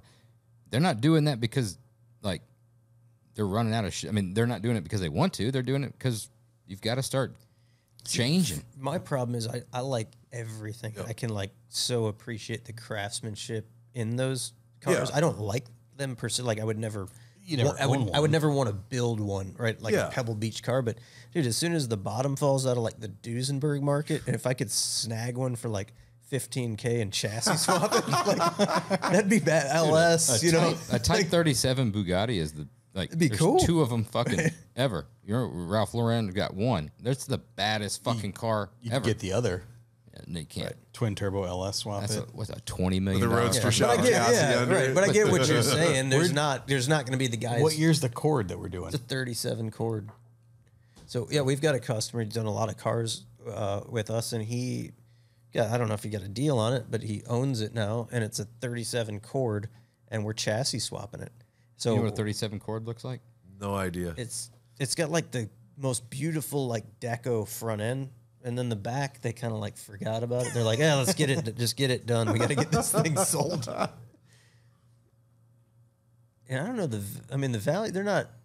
I don't think they're crazy, but it's a couple $100,000 car probably. That's a pretty car. It was a Yeah. front wheel drive. At the same car. time, think about that Great Gatsby era, those kind of things, right? That Yeah. long nose. But think about it with modern drivetrain, great chassis, drivable, fuel injection, turn the key, air conditioners like that. Oh yeah. You're telling me that there's not those days on a Saturday or a Sunday afternoon in Southern California when the weather's just right that you wouldn't throw fucking sunglasses on, lean back, and cruise that thing? Dude, 100%, 100%. But like it is? But how much? Like, what's the donor car cost you? I mean, You're asking lots of questions I that don't like know. sensible people ask. It doesn't I like where you're going conceptually with this, but we were just talking about Fox bodies a few minutes ago. Like, We went from Fox bodies to 37 cord. It's pretty cool. Josh is trying to relive his youth. Like that's our theory is like what was cool in high school. So like this is what Josh had in high school growing they're up as these like 30s and 40s cars. Parking lot was full of them. fuck off. That's because you're old as shit. So we're You're getting that. gonna, you better be careful because there's somebody that's older than me and he might take offense to it. He's significantly older than me. no, I quit paying attention a few minutes ago. To come full circle, because we were talking about like 80s cars and Fox bodies. Yeah. I mean, what do you think? You're California. I mean, you're in the heart of it, right? I mean, we sell chassis, so we got a pretty good idea of like where the trends are going, and I Yeah. think some of them, we push towards a direction that we like. But do you see that stuff? Like, do you see any high end Fox bodies, IROC Camaros, Not yet. like G bodies? No. Not yet. I mean, G bodies now, yeah. I mean, with what you guys have done, the Salvaggio Kevin Hart car, definitely a lot of money put into that one. Our buddy Frankie, a lot of money into it, but not on a fit and finish side. His is about Race car. pure mechanical insanity. I think that's one of the cars, but no, not seeing them yet. I mean, as a matter of fact, we're getting ready. We bought a Fox body. The channel bought a Fox body. We've had this thing for almost 2 years. The only way we can build it is it has to all be on sponsorship. Yep. So we've literally gotten almost everything sponsored. The only thing we couldn't get sponsored was I got a grade in with Ford. I don't know if I should tell this story. Actually, I'm going to tell this story, and I hope Ford fucking hears this because I think they can go suck a dick. Yeah, So- we can LS swap it, if we need to. That's funny you should say that. Go on. So I got a great intro to Ford performance from my friend Steve McCord at Galpin Ford, and we love your social media. The channel's great. Blah blah blah blah blah. Do a formal request for proposal. So we do that. Paul on the team goes through the process of putting together a really rad deck. And we have to keep showing them stuff. And every time we show them stuff, we're having to change the numbers because our numbers are constantly growing. And it's the back and forth thing. In the end, they say that they're going to pass on us because they've sponsored too many Fox bodies. And my response was, well, but name me a trend-setting Fox body because it hasn't shown up yet. I mean, about the closest would be that Goolsby's one that they did with Good Guys, right? Yeah, it's a badass car. Really nice car, but that car never, it showed up for a minute and then we've never seen it again. It's never done anything. Yep. And so in the end, you know, when Ford said we pass, my pal Frankie, who his little shop's it's called P2 Fabrication. Frankie's shop's going to build the car for us. He said, bitchin', I prefer GM anyway, so let's put an LS in it. So we're either going to do an LS or an LT1. Yeah. And all the Ford badging is coming off the car. But we want to create what should be a trend-setting Fox body. You know, I mean, Sean Smith did design work for me on it. Badass. Sean's, I mean, for one, he's one of my best friends. So I Yeah, love Sean the guy. Sean but does some cool stuff. his design works fantastic. Yeah. I mean, you know, so that's the goal, is to create a trend-setting Fox body. And I just think we're going to see more of that, because I think at a certain point that your generation, right, that, I mean, I grew up looking at the shit from the 60s and 70s, so it's still cool to me. I still see a 70 Camaro, and I just think it's rad. Yeah. But your generation, and then it's the guys that are even a bit younger than you that grew up looking at, you know, like an E30, it spans right? a lot. You know? Yeah. I mean, I think it's at a certain point, it's like, no, I don't want my grandpa's car, right? I want something that was closer to my age that I grew up in. Yep. And I don't know. I'm curious to see how much the industry starts to make some shifts, and we start seeing less of. There's a company out there in they're down in Orange County called. I just know their Instagram is Slang 500. Have you seen the Slang 500 guys? Can you pull it up? Yeah. I've only met these guys a couple of times, so this isn't even about like shout outs and stuff like that. But I think it's interesting what they're doing, in that they're taking the CLK Mercedes and rebodying I was it. just about to say something about Oh, the damn. German cars coming around. Yeah. That's right. Yeah. And what these guys are doing is rebodying them. Not that one, although that one's super bitchin', but they're rebodying. Go down. There you go. Like, look at the Gullwing, right? It's a fiberglass body. That's got a shelf life, though, man, before Mercedes Crushes them. puts the kibosh on it. Oh, yeah, that's a no-no. Is it? Yeah, That's a big no-no. Mercedes is Why? not, What are baby, they doing not. that's illegal? Take it down real quick. Dude, they get pissed. Mercedes is by far above and beyond anybody else. Their legal team, they will search and destroy any. But what's illegal? What are they doing? It's a recreation body. Oh. Yeah, on the Gullwing too. They like Oh, got really it. try to preserve their brand. You know. I don't know how Mercedes couldn't have heard about these guys. These guys are, Maybe it's a real body. We'll just go with Yeah, that. we'll go with that. yeah. Uh-huh. But they are cool. Fuck, that thing's cool looking. Isn't it bitchin'? Yeah, it's super big. And their design elements are super cool. The interiors, there's a lot of stuff that looks jewelry-esque. Well, that's where I was going to go. Like even some of this stuff, the German era car, the German cars, and some of that exotic luxury stuff of our era. You know, that by today's standards is shit. You know, Yeah. as far as drivability wise, Yep. but they look so cool. Your 850 Beaver. Oh, yeah. Yeah. Stop. Careful. There's one I'm bringing a trailer right now. It was like an 8,000 mile. It was 180 grand. This Oh, afternoon shit. when I looked at Serious? it. Yeah. It's red. That car 4 years Look it ago up, was see if it's on there. $20,000. Yeah. That's such a sexy body style. Oh, that 850 Beamer. I love that body style, man. That was a neat car. One day, my kids might not have nothing, but one day I'll have one. Don't give Blaze the keys. See, I want to see more stuff like that happening, though, where it's because you're right. A lot of those cars from, especially that 80s and 90s, the technology was shit. It's so cool to do. I wish more people would roll the dice on them. That customers were willing to throw the money at them. Everybody Yeah. wants to. Nobody wants to be foolish with their investment. Because Right. even if you build a some high end car, you might lose a little a few bucks. But I think everybody's worried on something like that.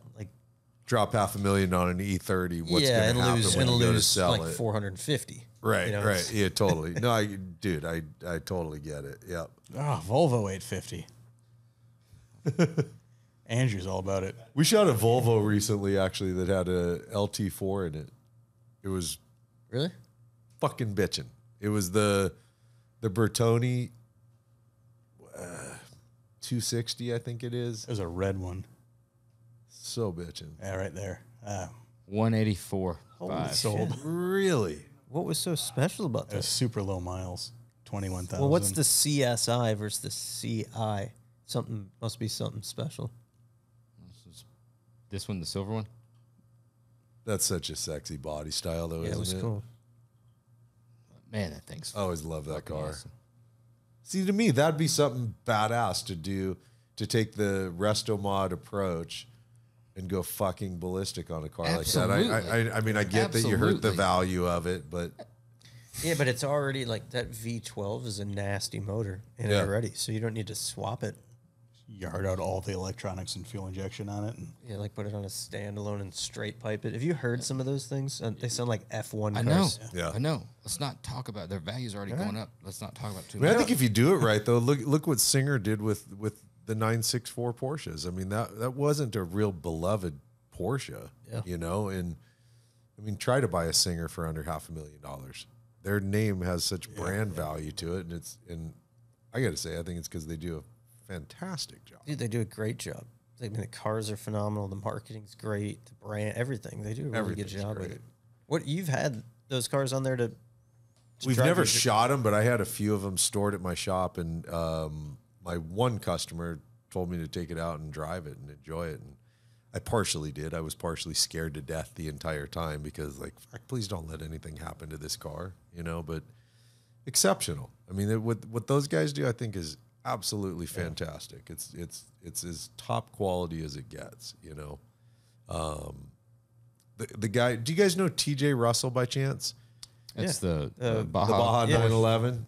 Probably Yeah. one of the coolest things ever built. Right? Yeah. See, and he's Twice. got he's Yeah. got a great he's got a killer concept, and it's actually working for him now. Is You it know, really? TJ, yeah, man, he left LA about it's been probably 6 or 8 months now that he's been gone. He's out in Arizona because almost impossible in LA to have a shop and have people that actually want to go to work. Yeah, he got his first order on it. Now it's turned into. I saw him post something the other day, and it looks like he's got like 4 or 5 of them under build awesome. right now. Good for him. Did he ever start selling the kits or the parts? Because I know when he originally Yeah. came out with it, he was a little on the he's fence about doing it. not like the insane wide body long travel stuff, but it's more bolt on for like guy wanting to build a regular Safari Porsche. Yep. Yeah. They're pretty fucking badass. Yep. Yeah, I was nerding out on that when he brought that first one out to SEMA. That thing's nuts. Yeah, that dude. ruined SEMA, I think, for us that first year. You're just like, shit. You were in a bad mood all week. Yeah, I couldn't stop looking at You're it. like, this is fucking bullshit. Let's go home. I don't think I was like that, but I was like, definitely wanted one of those. That thing's. I rode in it with TJ Did a you couple times. Oh yeah, man. I mean, it's such a perfect LA vehicle because our roads suck so bad there. But we're driving along the road, and all of a sudden, he's just half the car is up on the sidewalk, and he's just rolling it down the sidewalk and off the curb. Fuck and traffic at that point. you don't go even have wherever to. you want to. Dude. You just go anywhere you want with it. You don't even have to think about it. I think that Blake Wilkie dude tried that, didn't he? Landed Well, landed that him didn't do so good a for little, Blake. a little He got a little anklet. crazy. Well, we have drank quite a good bit. Yeah, But decent we owe John Jackson a big thank you because that is John- some good stuff. John brought the heat from a tequila connoisseur to say this is really good, and from me that doesn't know anything to say it's really good. That means Solid review. it's good shit.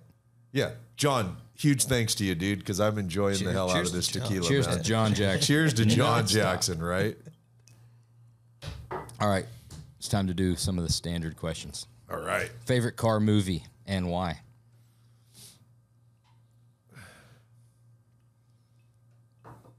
God, it's really tough because I'm Your buddy's a obsessed. Fast and I'm Furious. obsessed with the Furious movies because I get to see the cars being built, so I get to see them actually land on screen.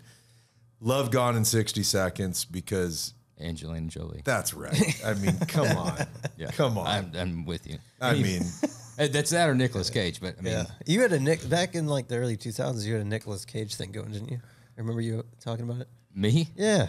like I look like. What do you mean? No, you had like a thing for Nicolas yeah. Cage? No, it was Angelina Jolie Okay. all day long. I mean, she's hot in everything, but in that movie, come on with the hair. and Yeah. Yeah, Nick Cage takes stealing it. cars. Oh, dude. Yeah, that's the win for me, definitely. Yep. It's a good movie. It was a good It's been a movie. little while since I've seen it. Might have to give that one. Oh fuck, it's Another so one. I wonder if good. you could get it on Blu-ray. It's so good. I bet I have it. I mean, on Laserdisc. I wonder if you could get it on Laserdisc. It might be a little post Laserdisc. Yeah. I think. Maybe. Who knows? I mean, you can get anything on vinyl nowadays. So Yeah. Who knows? Your very first car, and a story about that car. Man, the first car I liked, or the first car First car you owned. We got to hear the first car. So it was a 1974 Ford Courier that got passed down from my mom. Drove it for a while, and it was the kind of we lived on a rural property, so it was hauling hay and shit like that. And it got passed down to my older brother Joe. You said 74? I think it was 74 or 76 Ford Courier. Is that like an LTD? It's a small little like 40 horsepower pickup truck. Okay. Fucker, you had to be going Oh, downhill Chevy to Love. get it. That up was to like the speed. Ford Love. That was like Tony Hawk drove it in Gleaming the Cube. Remember?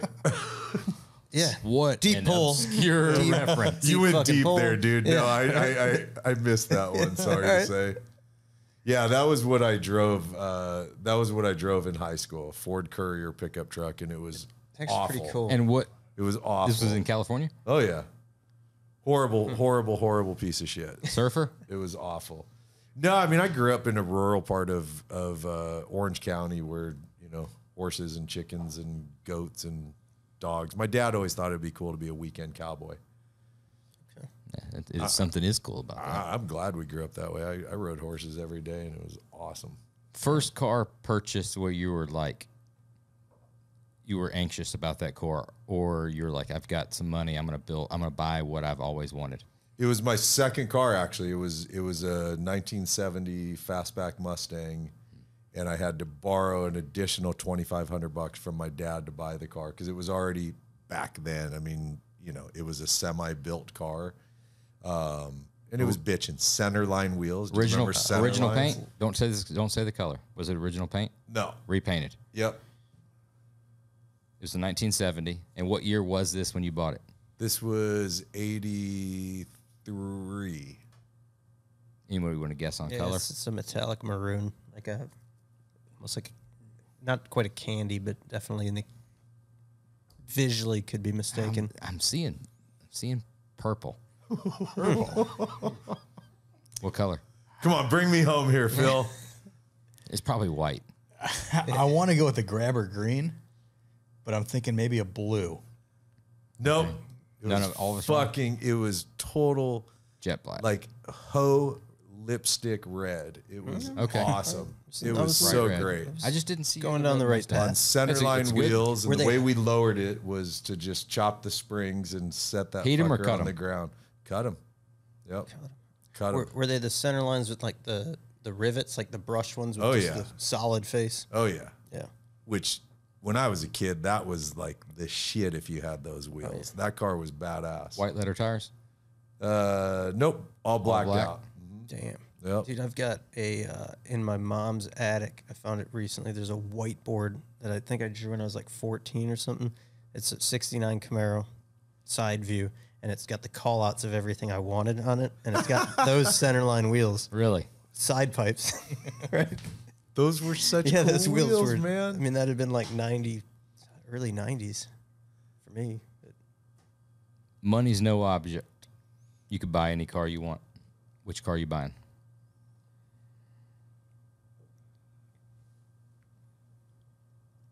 See, there's a few that popped to mind right away. Not for an investment. You've got to keep this car the rest of your life. Yeah, yeah. Probably a Singer Porsche. Be honest with you, probably a Singer Porsche or a Road Rage.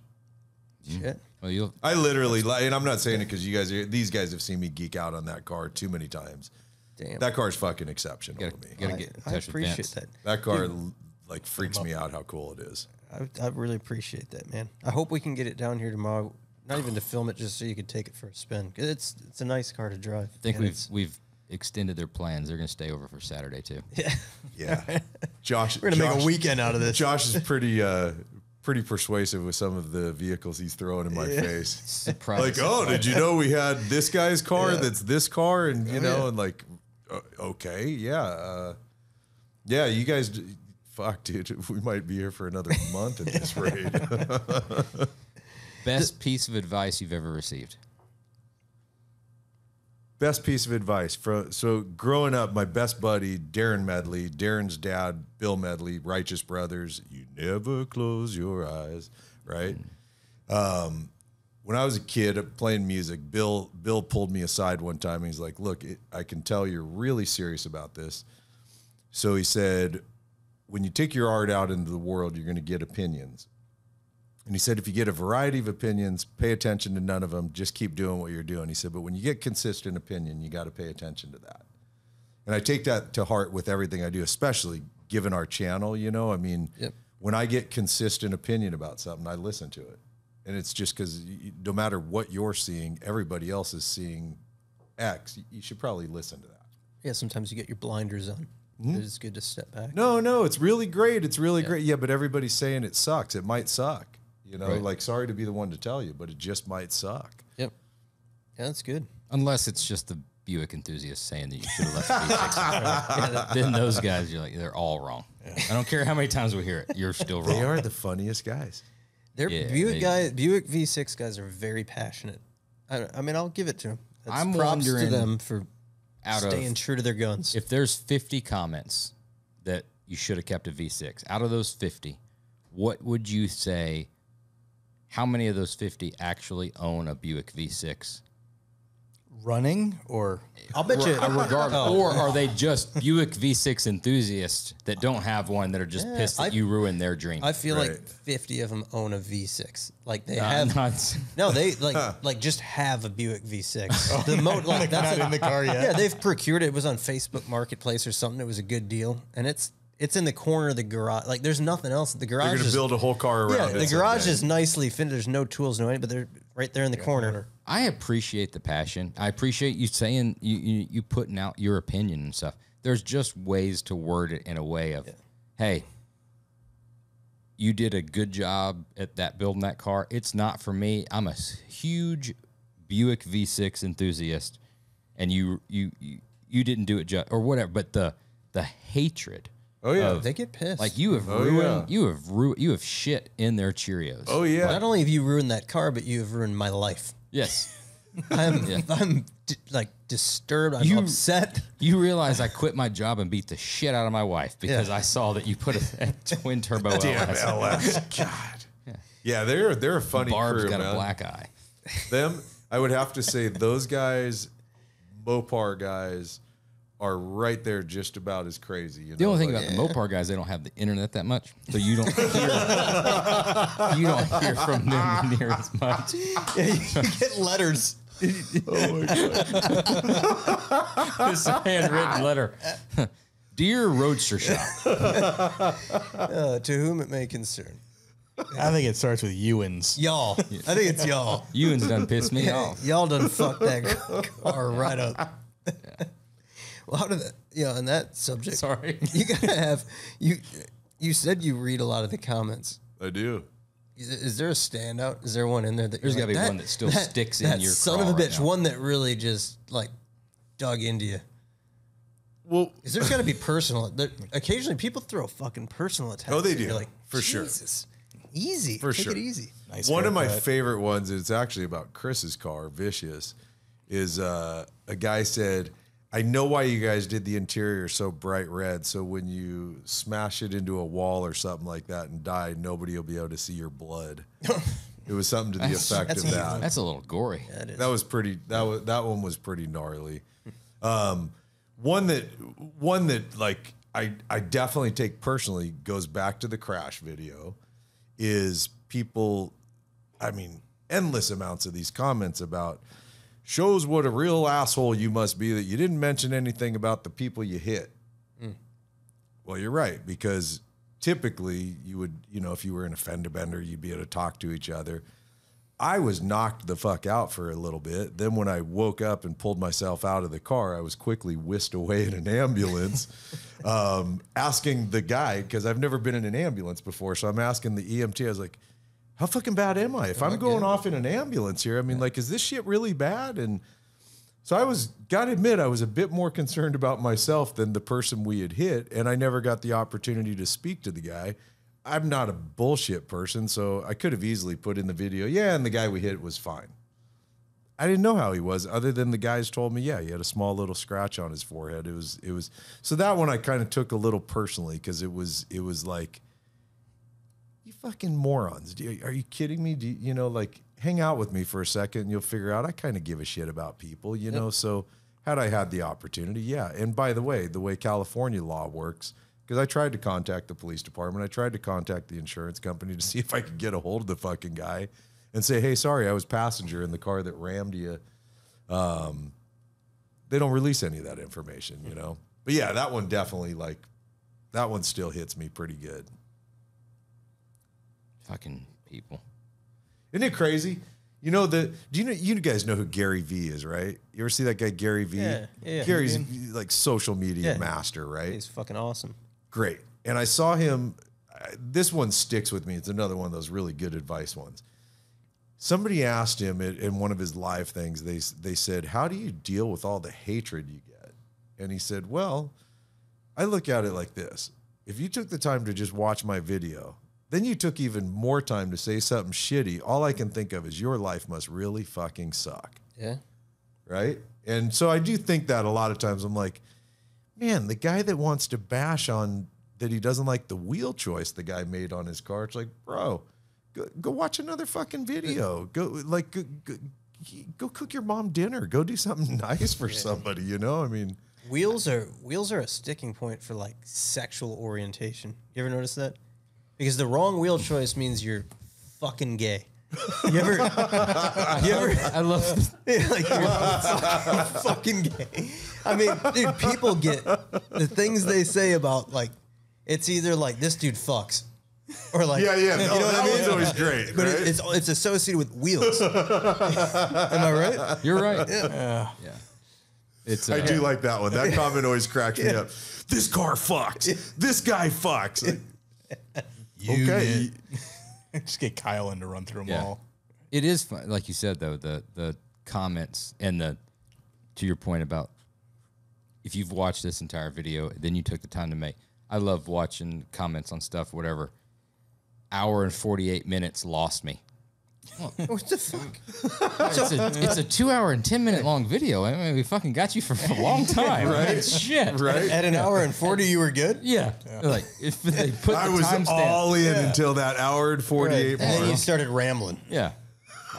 Okay. It is funny. Rogan said, "Don't read the comments." Don't read the comments.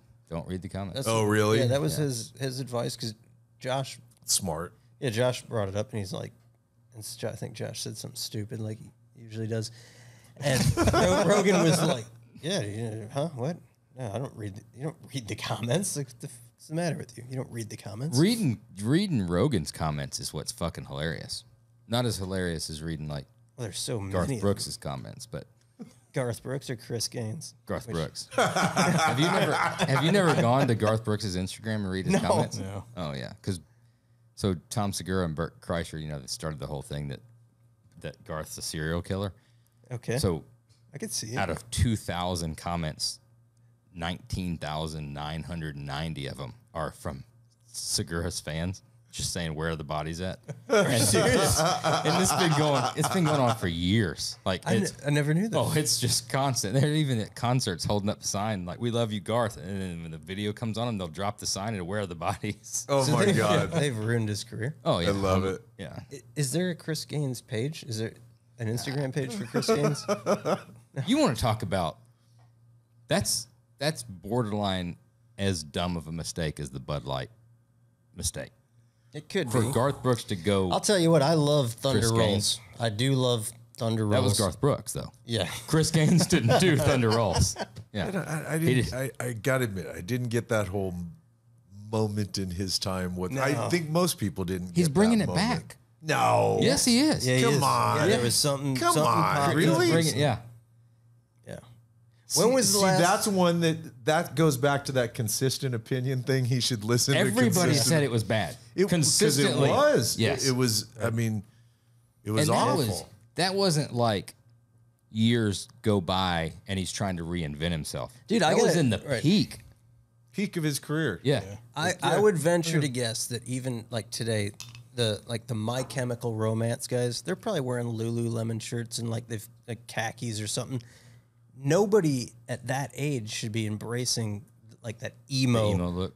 look. It just shouldn't Especially happen. when you Even if you lost your hair. yeah. Like it's difficult to get it all back. Like that. Yeah, you're fucking trying. Like I couldn't get that look together. No, dude, I have a hard enough time, like, with it at all. Like, but grow it out. And anyway, Last question. So if you were going to give any aspiring YouTube or social media creator, specifically in the automotive space, any type of advice, what would you say? Number one, I would say, shoot what you love. Don't shoot what you think's going to work because it might or it might not work. And then if it doesn't work, well, you're shooting something you don't like and it's not working, and that would fucking suck. I think crucial elements are do as good as you possibly can and always keep getting better and be consistent. We're like every Tuesday, every Friday, 5 p.m. we put up a video. We don't fucking miss. I'm sure you guys see it, right? Yeah. At 5:01, comments are already starting to roll in. You're already seeing the view count climb and all that stuff. People are waiting for it. And if you're not there at 5 o'clock, good chance they're going to go find someone else, and they might not be back.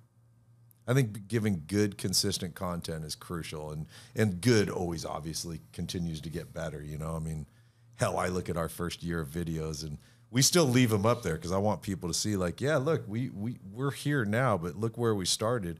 And I'm hoping a couple more years down the road, we're looking at what we're doing now going, what the fuck were we thinking? You know, like you should always be getting better, right? You should always be pushing yourself to be better and better.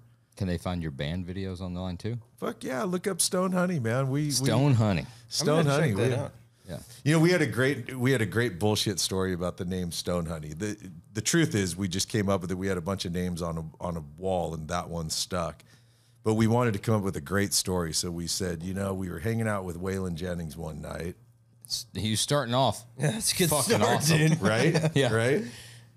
And Waylon heard us play, and he said, man, y'all just rock hard like Stone, but your harmonies are just sweet as honey, man. And we were like, fucking Stone Honey, that's the band right there, man. That's the Dude, that's best story that I've a good fucking heard story, on this right? podcast. it's pretty It's a fucking good cool. story. I never met Right, Waylon. but you It never I happened. can see him saying that. Right? But wouldn't I'm a you huge you did Waylon it fan, great. and I I love see him, Waylon, yeah. man. Yeah, huge. I mean, Fucking love massive Waylon. Waylon fan. I see it right now. That's awesome. Yeah.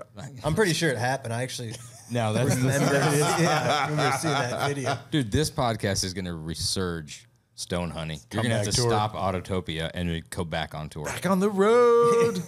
Dude, You think 7 people are going to prompt that? Yeah, I mean, The I seven think that we're at listen. 8 now. on the YouTube side, you know, as you're giving advice for YouTube content and when to release stuff. I gotta ask you about this Whistling Diesel dude, right? So this guy, Josh brings him up, and I'm like, what the fuck is this? This guy's destroying shit. And like an old man, I'm like, I'm not fucking watching this crap, right? I Yeah. will not watch this. This motherfucker is vandalizing cars. He should not be doing that. And now they start popping up on my Facebook feed, and I'm like, this is kind of funny. Like, oh, it's pretty good. And like it's like almost like a guilty pleasure. I'm not watching Yeah. that fucking shit. No. Yeah. Like, do you think like is that whole fucking like shock and awe like just is that where it's at? I mean, it definitely works. It's it's proven itself to work. But I don't know. I mean, I couldn't do it personally. I don't know. I couldn't just do not it. you. Not my thing at all. You know. But that guy fucking crushes. That's for sure. I mean, Yeah, it's crazy. He releases a video, and it seems like 5 seconds later, it's got 20 million views on it. I mean, he's killing it. You know. Yeah. So, and he looks like he's having a great fucking time doing it. So, Seems like it. You know, why not? I mean. Yeah, not my thing, but I mean, Yeah, it's just been rolling around in my head just because you brought it up and I was like, There's things obviously that just For like people come to you for this certain thing on YouTube, and they keep coming back for that same thing. And if you can deliver that, that's why they keep coming back. Oh, Yeah.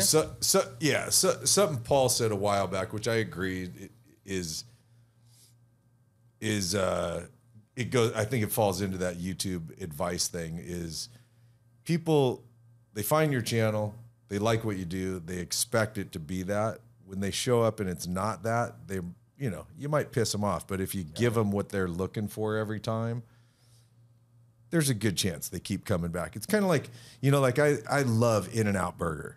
I just think In-N-Out Burger. I mean, I've had burgers all over the place. Personally, every time I get back to LA, one of the first things I do is go to In-N-Out. If I walked into In-N-Out and they said, "You want to try our new chicken nuggets?" I'd just be like, "What the fuck are you talking about?" But wouldn't you just pass on the chicken nuggets and still order the burger? No, You're telling me you would not go back there anymore? No, I'd reviews. He's that guy, dude. I'm not saying I wouldn't go back there, but I'd be a little bit bummed out because Really? they've created a thing that I expect, and now if they're fucking with what I expect, Got it. they're no longer my guys, you know? It makes sense. It loses its authenticity. I get. Right.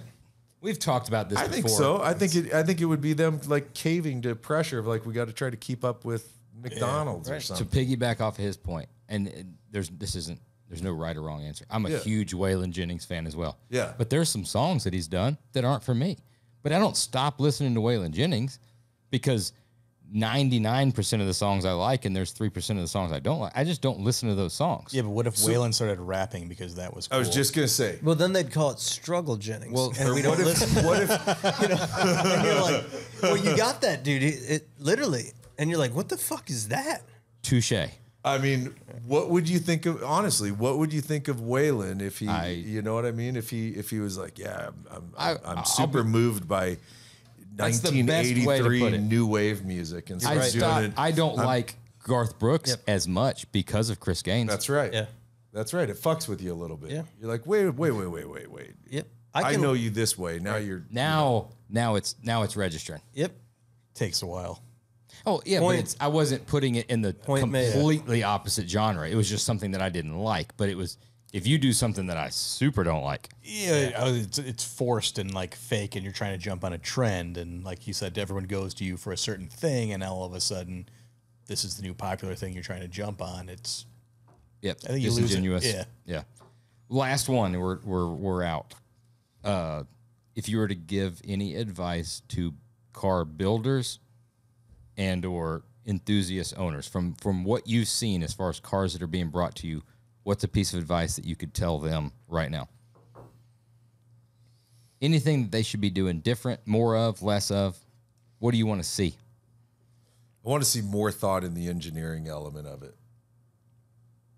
And I mean that from the garage builder to the roadster shop builder, right? Sure. Is from the top to the bottom. I want to see more thought in engineering rather than just making something look bitchin'.